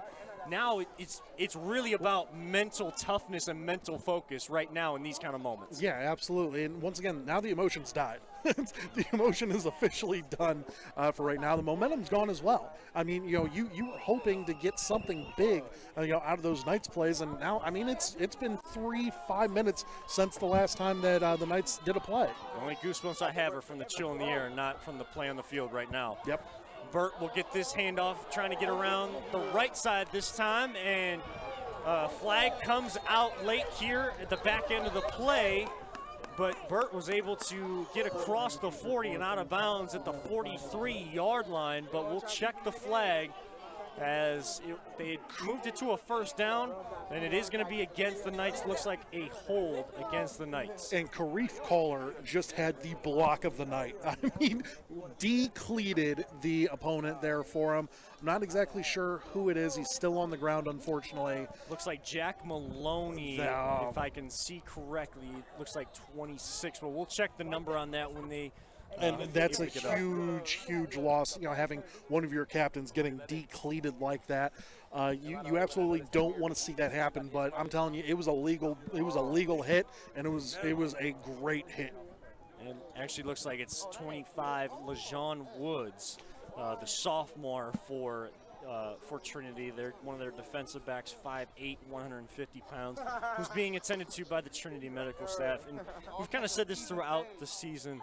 The medical staffs, the medical personnel, not just keeping the kids, coaches, parents, all the fans attending, cheerleaders, band members, safe due to COVID-19, but also when an injury happens, you see quick reaction. Yeah. And fortunate this season, we've seen a lot of these players get up under their own power and walk over to the sideline just under the discretion and advisement of the athletic training staff. Absolutely, yeah, and thankful that, we have yet to see, a major blow to any of these players or anything like that. Everyone is getting up, and, number 25, LaJawn Woods is, he's okay. He walked out, by himself.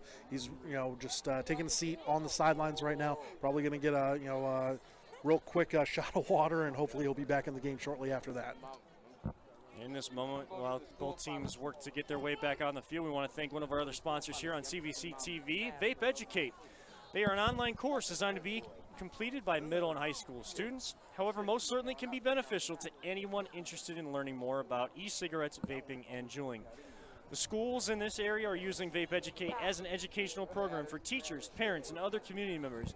If you want to learn more about their programs and all the information they provide, visit their website at vapeeducate.com. That's vapeeducate.com. Thank you so much to them for being one of our other sponsors here for CVC TV and promoting all of these student athletes and the efforts they're putting out on the playing surfaces. So from 1st and 10 to 1st and 20, Burt hands it off to Culler, who gets up the middle, gets most of that penalty yardage back out across the 25-yard line. to the 26. Gain of 8, so it'll bring up a 2nd and 12. 4:35 left in the third quarter. Knights leading 28-26 over Trinity. And that was a fantastic run, just right off of the right side of the offensive line. We're getting some really good blocking so far this half from the Knights offensive line. This Wildcat formation's been perfect for him so far. And those high snaps are giving some trouble to Burke, but not for very long as he breaks through over midfield, across the 30, 20, 10, 5, touchdown Knights! Asian Burke goes the distance, 74 yards to the house, and a high snap off to his left and over his left shoulder pad, able to corral it, grab it in, goes left to right, makes a couple guys miss, and off to the races he went. And this Wildcat offense for the Knights, Wild Knight offense basically here in the second half, has been doing wonders. It is just body blow to haymaker very, very quickly. That was fantastic. Just that Wildcat formation that they've been doing all half, you can't, they are unable to stop this. The Trojans are unable to stop that. And Asian Bird is, once again, Mr. Everything. He is, without a doubt, playing unbelievable. And this time the extra point goes through the uprights, so the Knights regain their 9-point 2-possession advantage, 35-26, with 4:02 left here in the third quarter. This game back and forth, the Knights trying to hold on to having that edge. We've seen it kind of the score change back and forth. We saw some lead changes in that first half. Right now, the Knights are clinging and relying on that Wild Knight offense in this second half to really try to keep control and not allow Trinity to take control of that scoreboard on the opposite end of the field. Yeah, and right now the Knights are playing unbelievable offensively, and their defense has been stepping up as well. You love to see it, and you love to see Mr. Everything, Asian Bert, playing unbelievable tonight. Already with a couple of touchdowns, and what just a fantastic run. Backed up, you had a couple of penalties against your team, and you bailed them out. That was a fantastic run for them. So his teammates come over to congratulate Burt here on the sideline. Meanwhile, his team, his special teams unit, has the ball teed up to get this one kicked off as the side judge comes over to make sure that the Knights are properly distanced and behind the white sideline there. And that ball was kicked short, trying to catch Trinity off guard, but a good job of paying attention, being on his toes there. Merrill Sheehan, one of the up men for Trinity, and the 5'11", 230-pound senior guard and defensive tackle for them getting some sure hands there. He definitely had some hands right there. That ball was coming in hot, and he got that one right off there. Great job by the right tackle. So Anderson comes back out looking to have an answer here with Trinity. He will hand off here to Cale Brown, and had some room, kind of stumbled, almost fumbled that ball on his hands, gets out to the 40-yard line, only able to gain 2 yards. They'll give him an extra yard out to the 41, so bring up a 2nd and 7 for this Trojan offense. Yeah, and for the Trojans right now, you are down 9 points right now. There's still 3 minutes, 30 seconds left. Plenty of time to keep running your offense. Don't got to get too crazy with it. Just look for Ian Anderson to make some big plays. Anderson will get this one in the hands of Jack Maloney, and he's got some space to move up the left sideline inside Knight territory, across the 35-yard line, pushed out of bounds inside the 30-yard line at the 29. So after a quick, short run, they're able to get that little crossing pattern, and it's nothing too extreme. Anderson just knows where his playmakers are, and he gets it into their hands. He trusts his playmakers, and that was a great slant route produced by them. Open field, great job. And Brown on the carry there. Will gain about 1. So they're not able to get that push up front right now, but they're trying to keep this Knights defense honest by mixing in a little bit of run with the pass here this evening. Yeah, and right now you definitely want to see Ian Anderson capitalize big time right here.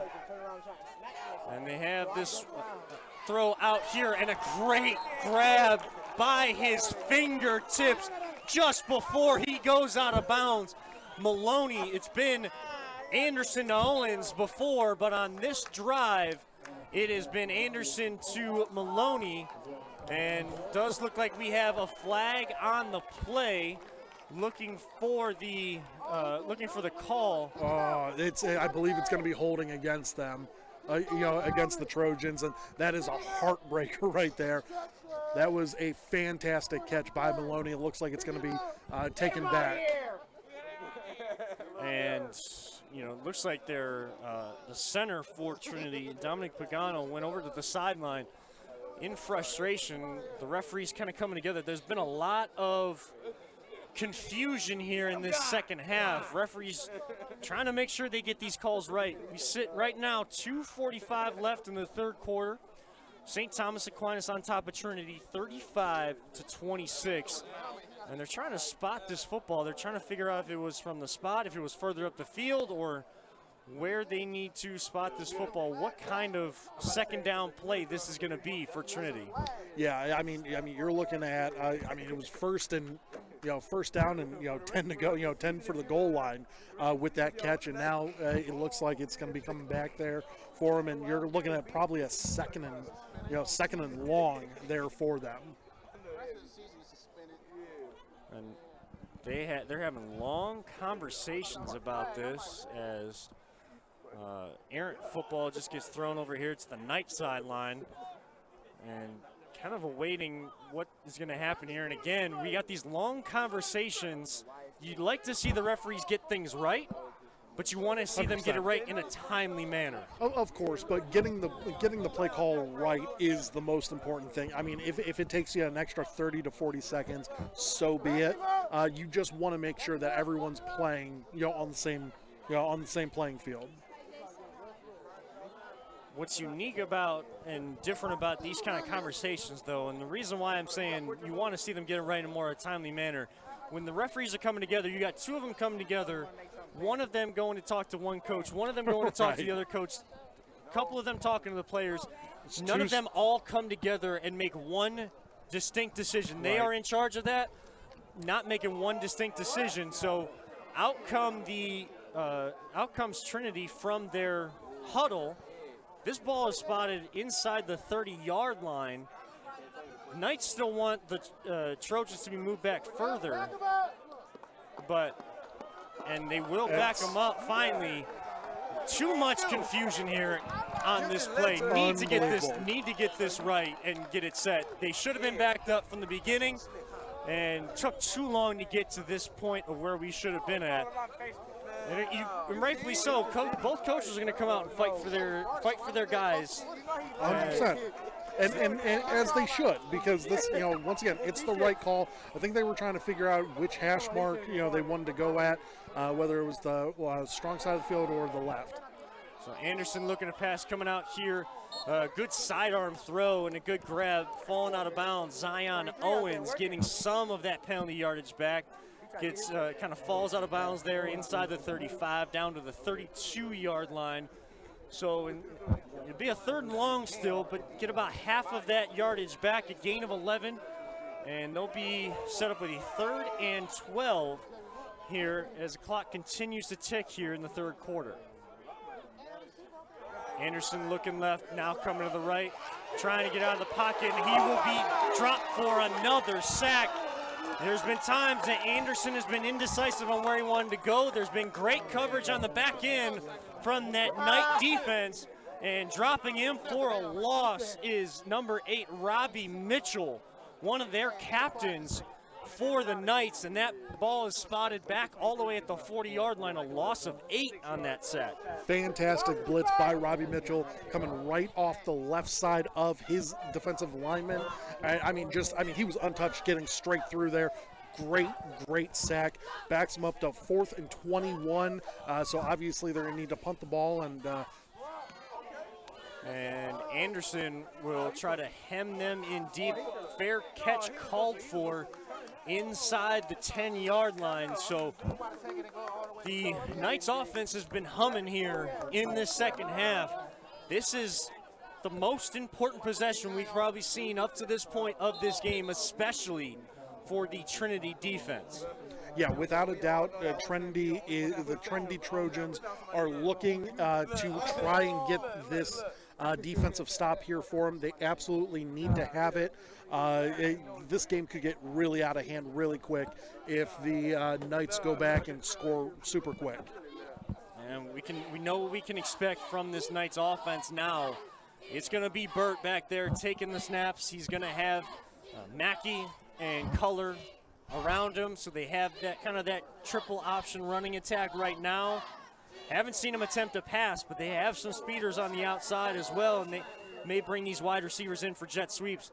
Going to be up to this Trinity defense to really pin back their ears and keep them here. And quick carry there across the 10 to give them a little bit more breathing room.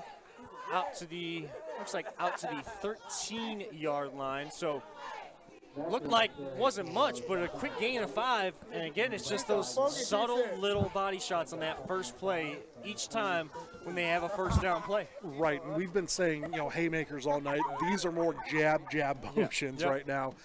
They just want to try and kill as much clock as possible. You got the nine-point advantage. You just want to try and end this game as quickly as possible, and they are doing a great job of rushing this ball. So Burt will fake the handoff, and he's just going to go around and try to get over the 15-yard line that time. And short gain there. It will bring up a 3rd and 1, gain of 4 on that play. So just little chunks of yardage, taking all 3 downs to try to get the first down there. We tick under 40 seconds left here, and they are in no hurry anymore. They really do want to chew up this clock here and keep this 35-26 lead that they already have and try to build on it as well. Yeah, once again, Coach Mike Cook is doing the right calls. I mean, they're just running the clock, and they're just trying to get as much yardage as possible, and great runs all the way through. And Trinity trying to strip at that football, but it'll be a first down out across the 20 at the 21, a gain of 4. Clock will stop briefly. We sit at 12 seconds left here in the third quarter, but it'll start to wind, and that most likely will be our last play of this third quarter. And the Knights will just stay in their huddle. Everyone on the sideline holding up 4s, indicating the fourth quarter, indicating to their fans and to each other that it is fourth quarter time. It is winning time for the Knights. Trinity walks over to their sideline. Their coach and their teammates picking each other up as well, because they know with their quick strike offense and some of the big plays they've made on defense as well, they can easily get back into this football game and get back into it in a hurry. We will switch ends of the field. St. Thomas Aquinas leading in this Division 6 Region 21 playoff matchup 35-26, and this CVC TV production is brought to you by our presenting sponsor of the season, the Ohio Center for Oral, Facial, and Implant Surgery. Their practice will diagnose and treat your facial pain and injuries, as well as offer a full range of dental implants and bone grafting procedures. Look no further than the Ohio Center for Oral, Facial, and Implant Surgery for all your oral, facial, and implant surgery needs, as well as some of your cosmetic surgery needs as well. Visit their website at www.ohsurgery.com. That is www.ohsurgery.com. We thank them for their support of the Chagrin Valley Conference, all of these student athletes, CVC TV, and bringing all of these live streams to you throughout the season, especially in such uncertain times as we still live in here. If you are interested in sponsoring CVC TV and getting a part of supporting these student athletes, reach out to the Chagrin Valley Conference, Steve Hare, the information director for the Chagrin Valley Conference, or anyone else over there at their website, chagrinvalleyconference.com. So as we start the third quarter, Burt will hand off this time. Looks like Vinny Zarin getting his first carry. He breaks out of a tackle, getting across midfield. He was bottled up after a short gain, and all of a sudden, again, more and more speed continues to show for that Knights offense. And Zarin able to break out, get across midfield for a big, big gain down to the Trinity 42-yard line. Yeah, and Zarin just, getting every opportunity that he gets. He's gonna run. He's gonna run as quickly as possible. Great overall run, just bouncing it out to the left side, and finding some free space and getting a huge chunk of yards. So now the Knights will slow things down again after this chunk play, and they'll get it in the hands of Mackey, Trayton Mackey, the sophomore 220-pound running back there, getting his first carry of the ball game, making some plays on defense for him. But again, it looks like such a short gain out there, Paulus, but they're gaining 5-6 yards of play, even if they're not breaking off the big runs. These are the ones that kill your morale. If you are the Knights, you are trying to deplete the Trojans' confidence, their emotions. Everything out there. The Knights are doing that just by gaining, simple 4 or 5 yards and breaks one like that. And Color just pushing the pile across the 30-yard line, just shy of the 25 of the 26. A gain of 12, and the chains move again. And the referee there quickly giving the signal to run that clock before the chains even get set on the other side. And we sit at 10:35 to go left in this ball game. Knights really trying to put the clamps on this one. And better job there by the defensive front by Trinity getting in on that tackle. Looks like Sean Arth amongst a few other tacklers there. Someone we haven't mentioned here tonight, one of their other main tacklers, but getting in on that tackle was Michael Miles, who came in with 48 tackles of his own. They had three pretty close to that 50 tackle mark this season as well. But this Knights offense is just making life difficult for that defensive front. Yeah, as of right now, the Knights offensive line is just manhandling the defensive line for them. Just great overall pushes. And Burt making a jump cut, getting across the right side, and Trinity defender goes flying, and that ball came out. Trinity recovers. Signal is Trinity football. Difficult to see from our vantage point as we have the whole Knights sideline in front of them as Coach Cook goes over to try to argue the point. Side judge not giving him any attention at all. And this Trinity offense comes back out, fortunate to still only be down 9. 9:43 left. Plenty of time to now make a play and get back in this football game. And I think Coach Cook has a definite beef right there, because I truly believe Burt was down or out of bounds as that play happened. Terrible, for the Knights, but you still have the 9-point lead. Let's see what the Trojans can do with this offensive possession. So Anderson back to pass again, going deep up over top and right through the hands of a Knight defender. Should have been picked off. Chris Autry in great coverage. They have seen that one-on-one matchup, even the double coverage on Zion Owens still result in a catch, and they are filtering more guys to that area. That was triple or quadruple team over there on that right sideline, and you're wondering why Anderson would take that shot with so many defenders. Super confident in his arm, and that was a hell of a throw there for him, by the junior. Get him in the weight room a little bit more. He's going to be able to put on another 10 yards on that ball next year.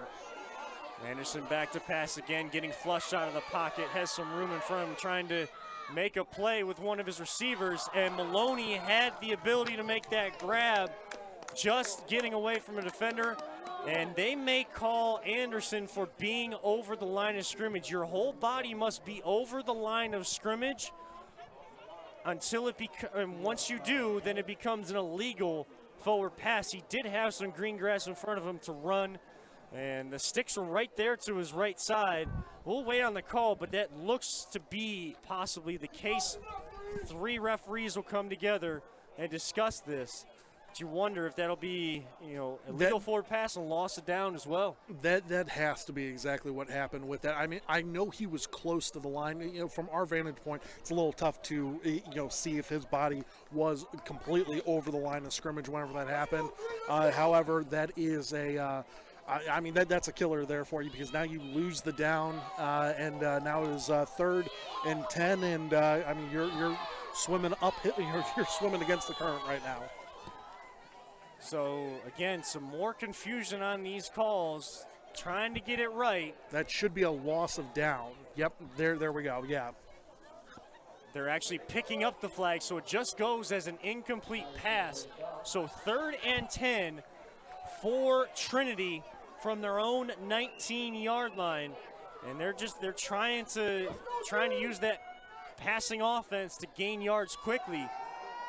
And Anderson back to pass again and zips that one too hard through the hands of, looks like that was in the hands of Woods. Good to see him back in the ballgame, as he did go down injured a little bit ago. And Davion Cruz almost had that interception. He was just playing a soft zone in the middle of the field, exactly where Ian Anderson's been picking them apart all game. Once again, Mike Cook calling a great game plan out there, and having his former quarterback out there, Davion Cruz, just playing the middle zone of the field. So Trinity's gonna look to punt this football away.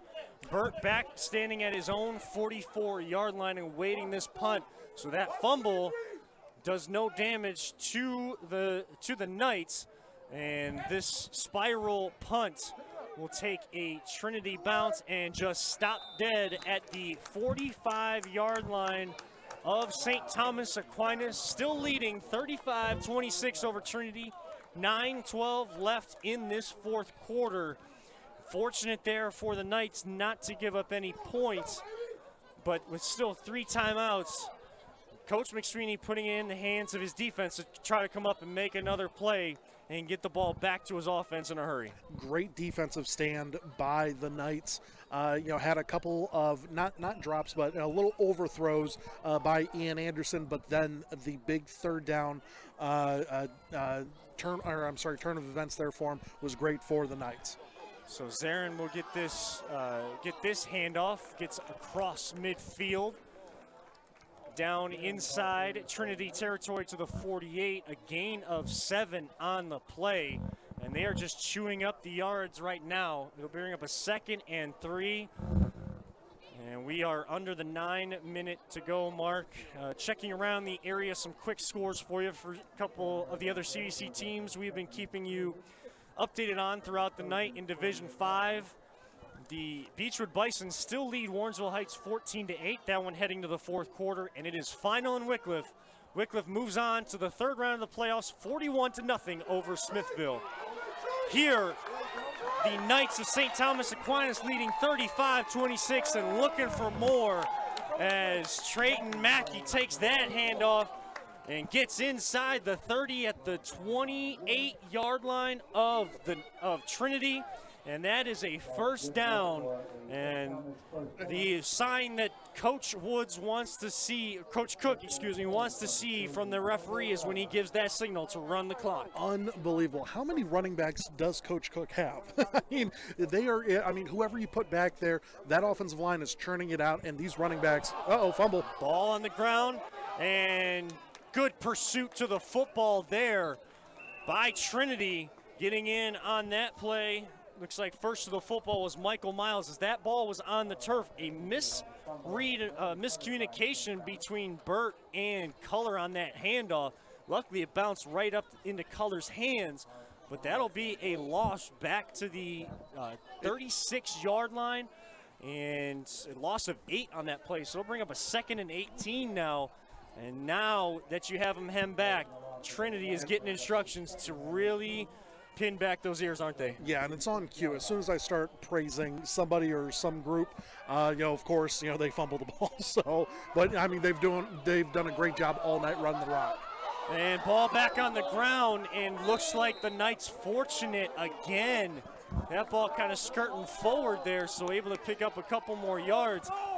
the Knights getting a little lackadaisical with the football in their hands right now. And Paulus, you said, when you kind of praise somebody, let's just make sure let's not say anything about the Cleveland Browns then on this, on this broadcast. Absolutely. I'm keeping my mouth shut on that one. However, these running backs they've done great all night. It is getting a little lackadaisical with the carries, and you definitely don't want to see that. That's why I think it's a great timeout by Coach Cook to reinforce the mindset of keeping the ball up and tight. Make sure you do not try and have it out like a loaf of bread.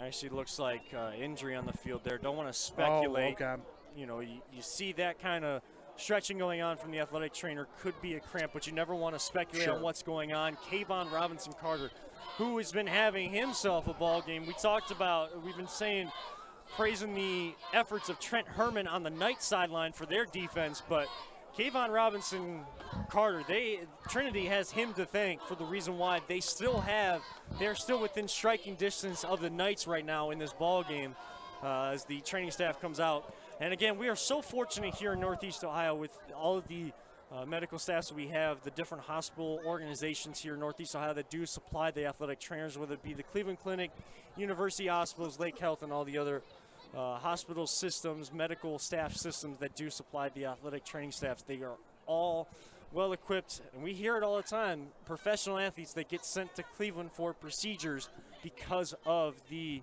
extensive research and efforts done in the medical field here in our own area. Yeah, whether university hospitals, Cleveland Clinic, it doesn't matter. Best in the world, without a doubt. And we're just thankful to be happy and loving life, living here in Northeast Ohio, having these great medical professionals always being around us. And as Robinson-Carter gets back up, being helped to the sideline. Great sign of sportsmanship by both teams and the fans here in the stands. Quick update from Beechwood. Jalen Minter, their Mr. Do-It-All. Mr. Everything. Mr. Everything, who would get that award here on CVC TV if we had such an award. He throws a touchdown pass to Kyler Wiggins, and they now lead 21-8 as the clock continues to tick in the fourth quarter there. Jalen Minter and Kyler Wiggins, unbelievable. We've seen them a couple of times so far on CVC TV, and they've just been fantastic all year long. So this 3rd and 7 snap comes, and the handoff will go to Mackey. And again, kind of the attention to detail is picked up here as we approach the halfway point of the fourth quarter for this Trinity defense. But again, gain of 4 there, or gain of a couple there down to the 25-yard line. Looks like it's marked inside the 25 to 24. And it'll be a 4th and 5, so interesting call here coming from Coach Cook. I would go for it personally. I think that is the absolute right call, and that is what they are doing. They're coming back out with the Wildcat formation. It's the absolute right call. You've been gaining ground all night long. Do it again. So handoff will come here to Zarin. He gets stacked up and trying to push the pile across the first down marker, and he does have enough. Needed to get to the 18-yard line, gets down to the 17, inside the 17 at the 16.5-yard line. So when they needed 5, they get 6.5 yards, and those sticks will move, clock will tick. 5:45 left here in the ball game. St. Thomas Aquinas holding on to a 35-26 lead over the Trinity Trojans from the Chagrin Valley Conference here this evening in Division 6 Region 21 playoff action. What a fantastic just little sweep, jet sweep motion there for them. Legs were churning the entire time to get that extra yardage to put them over that first down marker. So Mackey gets this carry, trying to get out of a tackle and holding on to the shoestrings there. Merrill Sheehan able to bring him down after a gain of 2 yards. Looks like down to the 16, maybe a gain of 1. 2nd and 9 they have posted on the board there. That's a long one.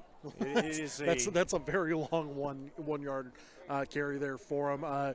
Once again, great running performance so far from the Knights. But this Trojans defense, I mean, they are pulling out all the stops. They've already forced a couple of fumbles. They just need to capitalize, get one back, and try and turn this game around in their favor. If you're Coach McSweeney, do you start thinking about calling timeouts? You have 3 of them here in the second. Not yet. And that time, better running there by Trayton Mackey, and he will set him up. First and goal at the 2-yard line of Trinity. There was some extra blocking after the play there. Again, neither one of these coaches can be happy about the extracurriculars going on after the play or once the play is gone. But no flags on that play. 4:15 left, and the Knights are set up right at the doorstep of really putting, as we said earlier, putting the clamps on this one. By far, they're, to me personally, the best, most efficient drive of the night for this Knights team. They have done great, just killing the clock, and they are just a couple yards out from getting that touchdown. And trying to leap over the pile, really not going anywhere. There was Mackey that time, and a lot of traffic in there. You wonder the decision to kind of try to jump over the pile, and we do have another Knight player down on the field. Looks like Niles Cleveland, one of their offensive linemen, as their training staff will come out and attend to him, and both teams will go to their sidelines. Prayers out to and thoughts and prayers out to all of the student athletes who have been injured here tonight. As he is quickly being helped up, the training staff will kind of take a little bit of a longer look at him. So as we sit here at Ralph P. Adams Stadium in Cuyahoga Heights, Ohio, the Knights of St. Thomas Aquinas, as Cleveland does get back up on his own there, will gingerly come over to the sideline and get some more attention here on their training table. The St. Thomas Aquinas Knights, coming from Louisville, Ohio, leading in this second round playoff matchup 35-26. It was a first half that was back and forth. Had a little bit of that here in the second half. But Paulus, it's really just been the decision by Coach Cook to put the ball in the hands of his playmaker, Burt, as the quarterback, making the decision, doing that zone read. And it has just worked all half long. It's been a game changer ever since they went to the Wildcat formation, and I mean, they've just been running all up and down the field. We have yet to see one pass from them this half. And Burt will call his own number this time. He's got the corner, and he waltzes in untouched. 4 yards out, and the Knights feeling good here, looking to really seal this one away with 3:19 left. They're looking for the 3-possession lead here. They go up 41-26. Wonder if they'll try to go for 2 to make it a 3-score game. It looks like they're only going for the 1. I mean, I would have. I mean, they can't stop you. I mean, they've been doing such a great attack running the ball. You might as well go for it. And surprising call. I'm not going to lie. I'm a little surprised by it. You want to go up 2 scores officially for it. And, I mean, so a little surprising. And false start on the PAT team for the Knights. So they'll back this attempt up 5 yards here. So that ball will be spotted down at the 15-yard line. Now a 25-yard attempt. But it doesn't matter. Doesn't matter as Mitchell Brown has no issues with that line drive variety, but it counts all the same. And again, 3:19 left in this playoff matchup. 42-26, St. Thomas Aquinas on top of Trinity. It is a 2-score game, though. Touchdowns and 2-point conversions for Trinity. They've been a quick strike offense, but about 3 minutes left. All 3 timeouts. This Knights defense has been getting off the ball, getting off quick, making big plays. And beyond the one touchdown they've had, that 1-yard score by Ian Anderson calling his own number there, beyond that, they have not been able to really move the football this second half. Yeah, I mean, and they've not for lack of trying. You know, this defense of the Knights has just stepped up big time against the Trojans. And, I mean, Ian Anderson's doing everything he possibly can. He's looking for every 9 route available. I mean, he has some, burners out there like Owens, that has been doing great all night. But the middle of the field is where they've been capitalizing the most. And unfortunately for them, the Knights have been going to a middle zone defensive setup for them, and that's just been killing their offensive output. So that ball goes into the end zone. It'll be a touchback and come out to the 20-yard line. Now, winner of this game here in Division 6, Region 21 will face the winner of the number 1 seed versus number 16 seed matchup here this evening. We'll try to get a score on that before we leave the broadcast here tonight. But New Middletown Springfield, the number 1 seed in Region 21, facing off against Western Reserve here this evening. Winner of this football game and that one will face off next week.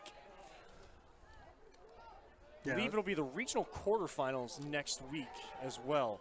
And quick pass out, quick crossing route, good connection there between Anderson and Jackson. And that one quickly out to the 31-yard line. Quickly up to the line comes Trinity. You're going to need to push the ball down farther than that. I mean, once again, great route, but you need to be able to push this ball deep if you want any sort of chance. And keeping a lot of guys back in coverage, only sending 3 or 4 guys when they've been getting a lot of pressure on Anderson. They're not stopping the pressure, but they are dropping more guys in coverage because they know Anderson has the arm, and they know that they can get those chunk yardage quickly in this ball game. At this point in time, if you're Anderson, I mean, you got to start looking at Hail Mary plays. I mean, there's only 3 minutes left in this game. 2 minutes and 57 seconds left. You need to start making huge plays. And this time, Cale Brown will come out with it out to the 40-yard line, but still in bounds. So that clock is going to continue to tick, and it'll bring up a 3rd down. It makes you start to wonder why they're doing that. I mean, you need to start getting these big plays. You have 3 timeouts left, too. You're at this point in time, you're just wasting a lot of clock. Anderson will just call his own number here. He will get the 1st down. He had the ability to go out of bounds and stop the clock, but going down in bounds, yes, the clock stops. Yeah, but there's a hold. Hold on the play. Looks like a hold in the backfield there. And the center, Dominic Pagano, it needs to be careful, though. You'd love to see the energy, the feistiness, the attention to detail, but he's been close to really pulling that helmet off and getting more than just a holding call out there. It's once again, it's the emotions, it's the playoffs. It's something. I mean, if I ever had the chance of making the playoffs whenever I was back in high school, I mean, my emotions would be as much as him, if not more. So I completely understand what he's talking about, what he's going through at this moment in time. You're down the 2 scores. You need two 2-point conversions. There's a lot of things that got to break your way in a short amount of time, and with a hold like that to crush it, that is going to kill your spirits. I feel where he's coming from. So from 3rd and short to 3rd and 16, Anderson's going to need a big play here. Jack Maloney up the sideline and able to get that 1st down, avoiding a couple tacklers trying to get down the sideline, inside Knight territory, across the 40-yard line to the 39-yard line, and that's the big chunk play they needed. But going down in bounds again, the referee is going to give the signal to start this clock with 2:05 left. And it looks like there's some confusion. Yeah, timeout. Timeout by the Trojans. That was a good call. They looked mixed up, going into that play, and you have to capitalize on every opportunity from here on out. And so we will have the first timeout of this half by either team. Trinity taking a timeout, 2:02 left on the clock, trailing 42-26. And great time to remind you one last time of our sponsors. I was trying to look for the score of Springfield versus Western Reserve. Paulus, I'm not sure if you see a score in that ball game. If you want to take a look and see if we can get that score before let me see if I can try and find that. If we can get that before we leave here tonight. But I want to remind everyone of the title sponsor for CVC TV. That is the Ohio Center for Oral, Facial, and Implant Surgery. With Doctors Keith Snyder, Don Lewis, Joe Weber, and Jacqueline Tomsick. They specialize in dental surgery, implants, corrective jaw, facial surgery, as well as trauma reconstruction. For all your oral surgery needs, visit our friends at the Ohio Center for Oral, Facial, and Implant Surgery at their website at www.ohsurgery.com. That's www.ohsurgery.com. Thank you for your support of the Chagrin Valley Conference and CVC TV. So coming out of the timeout, Anderson back to pass again, looking down the field, and he goes down. Loss on the play all the way back to the 48-yard line of Trinity, a loss on the play of 9, and Anderson is slow to get up. He took a shot by that defensive lineman. I mean, great overall hit by them. He is definitely messed up right now. That's why they're taking this timeout. It's a precious timeout too. Yeah, so it'll be a 2nd down and 19 coming out of this timeout. Only 10 seconds going off of that clock, but 10 precious seconds that they need. And when you're up 2 scores, typically, rightfully or wrongfully so, you see a lot of teams go into that prevent defense, drop everybody back, try to prevent the ball up over the top. This nice defense is not stopping. They are bringing the pressure. They have about 6 or 7 sacks on the night, and that time, Keston Wanchik, who made 2 big plays early in this ball game, and I believe he's the one that scored on the blocked punt. He is, yeah. So he does have a touchdown in this game coming through and making a big play there. So instead of, from 1st and 10 to 2nd and 19, Knights sideline and the players on the field getting the crowd into it. It's probably coming through. We've had a lot of their fans right in front of us. It is loud right now, yeah. It is loud in this stadium.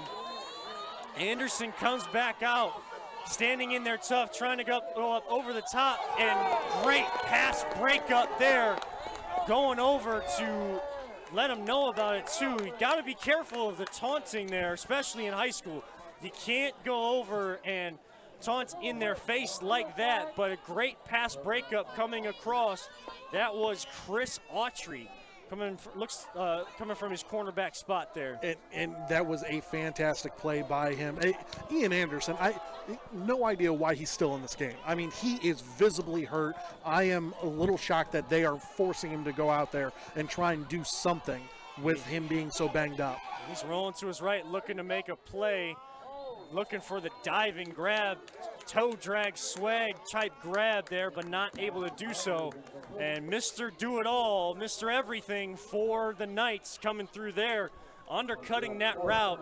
Anderson just not able to get enough on these throws right now. That was Burt coming across to make that play. So it'll bring up a 4th and 19, and you have to go for this. Only 1 timeout and 1:36 left. This is 4th in the ball game. This is the ball game right here. And if you are Anderson, you are telling you're telling all of your players out there, please just get open. I'm going to throw it up, and hopefully something happens. So only rushing 3, bringing 1 rusher late. They'll have a screen pass here, trying to get some blockers set up out in front. And not enough on that play. Getting close to a 1st down. Needed the 29. Only able to gain to the 30. So needing 19. Only getting 18.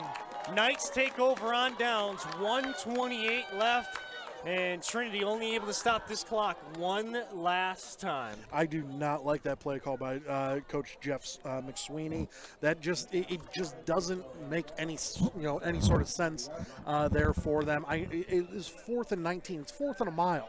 And I understand that they got close, but, I mean, you got to expect – I mean, you've seen Anderson. If you're going to leave him in the ball game whenever he's banged up, you might as well just tell him to throw it as far as he possibly can and hope, someone like Owens or Cale Brown comes up with a catch. I just don't like that. You're wasting way too much precious time. And now, pretty much the game's officially over because it looks like the Knights are in victory formation for them. Yes, the best formation that you can be in football is victory formation, where you'll take the loss of yardage on the play, and Cruz comes in to take these snaps. They've had some issues fumbling the football, so they're not taking any chances. They're bringing in one of their main quarterbacks in Cruz to take these snaps. Trinity not stopping the clock. Going back to that play call, though, I actually understand the play call, but you would have liked to have seen that on third down, because they started to put the guys back, only rushing 3. That's when they dropped off, and there was room in front. And you would that's have my loved to point. have seen it on third down instead of fourth, and hoping to get it all on one play. And that's my point. I mean, just doing that for right now, it just doesn't make any sense. So leading 42-26, and their crowd letting us know, to let all of you guys know, that St. Thomas Aquinas, all gas, no brakes is their theme here this season and in the playoffs. And they have been foot on the gas pedal all second half long, ticking under 20 seconds. Only have to take one more snap, and that will seal this ball game away. 15 seconds and ticking, and there it is. The Knights congratulate each other. Some handshakes out there. You can't do too much with that these days in COVID-19. But as they said, all gas, no brakes, and you see Karif Color and some of the assistant coaches with the all gas, no brakes signal right there, foot on the gas pedal, and they are off to the third round of the Ohio High School Athletic Association playoffs here. And what a ball game it was. They win over Trinity 42-26 here. And we're going to keep it right here for a couple more moments to finish this one off.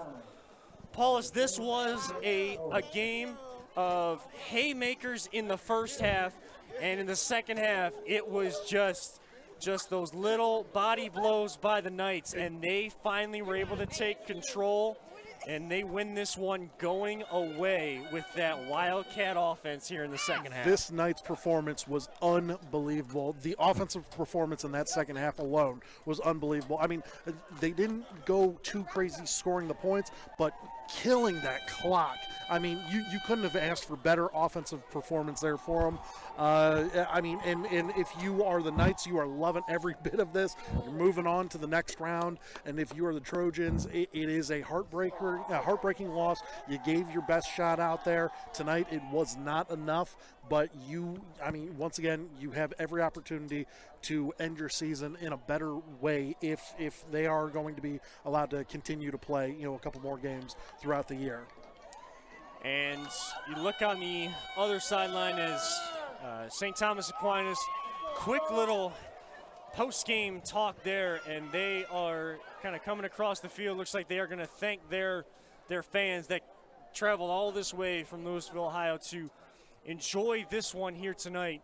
You look over there on the Trinity sideline. This is never easy. You wonder at Trinity, 'cause teams I believe they're still able to set up some more games, because I believe so. Only played 7 games, or 8 games actually, coming into with this one here tonight. So they will drop to 5-3. What is that message from Coach McSweeney to his team over there in that far end zone? Right now, if you're Coach McSweeney, you are just looking at your team and saying, we got bested tonight, and that's the only thing that you can really say. You know that all these players gave it their all. I mean, Ian Anderson, staying in after he got clobbered, the last couple of minutes of the game, it really shows you how much heart he has, and I'm sure that's heart that all of their players have on that sideline as well. If you're Coach McSweeney, you're definitely gonna take a look at this game tape, see that there were a lot of missed opportunities, but that is, you can look at that as a positive. Those missed opportunities, you can clean that stuff up, and there wasn't a whole lot of penalties by them, so they should be thrilled about that. They just need to capitalize a little bit more on those penalties and try and jump on those fumble recoveries and go from there. They did a great job tonight. It's just unfortunate it just wasn't enough for them. As St. Thomas Aquinas takes a team photo in front of the scoreboard here at Ralph P. Adams Stadium here at Cuyahoga Heights High School. Of course, congratulations off to them, and congratulations off to Trinity High School as well for one heck of a season. They have a lot of talent over there. Should not hang their heads at all. Just wasn't enough. The Knights just made just one more halftime adjustment than maybe the Trojans did, and that's what won them this football game. We want to thank our sponsors here tonight for being able to bring you this great playoff matchup here in the Ohio High School Athletic Association football state playoffs here in Division 6 Region 21 here tonight. We want to thank, of course, Vape Educate, our halftime breakdown sponsors, Capwell Financial Advisors, as well as our title sponsors, the Ohio Center for Oral, Facial, and Implant Surgery. Your final here tonight, 42-26, St. Thomas Aquinas defeats Trinity, and they move on in the playoffs.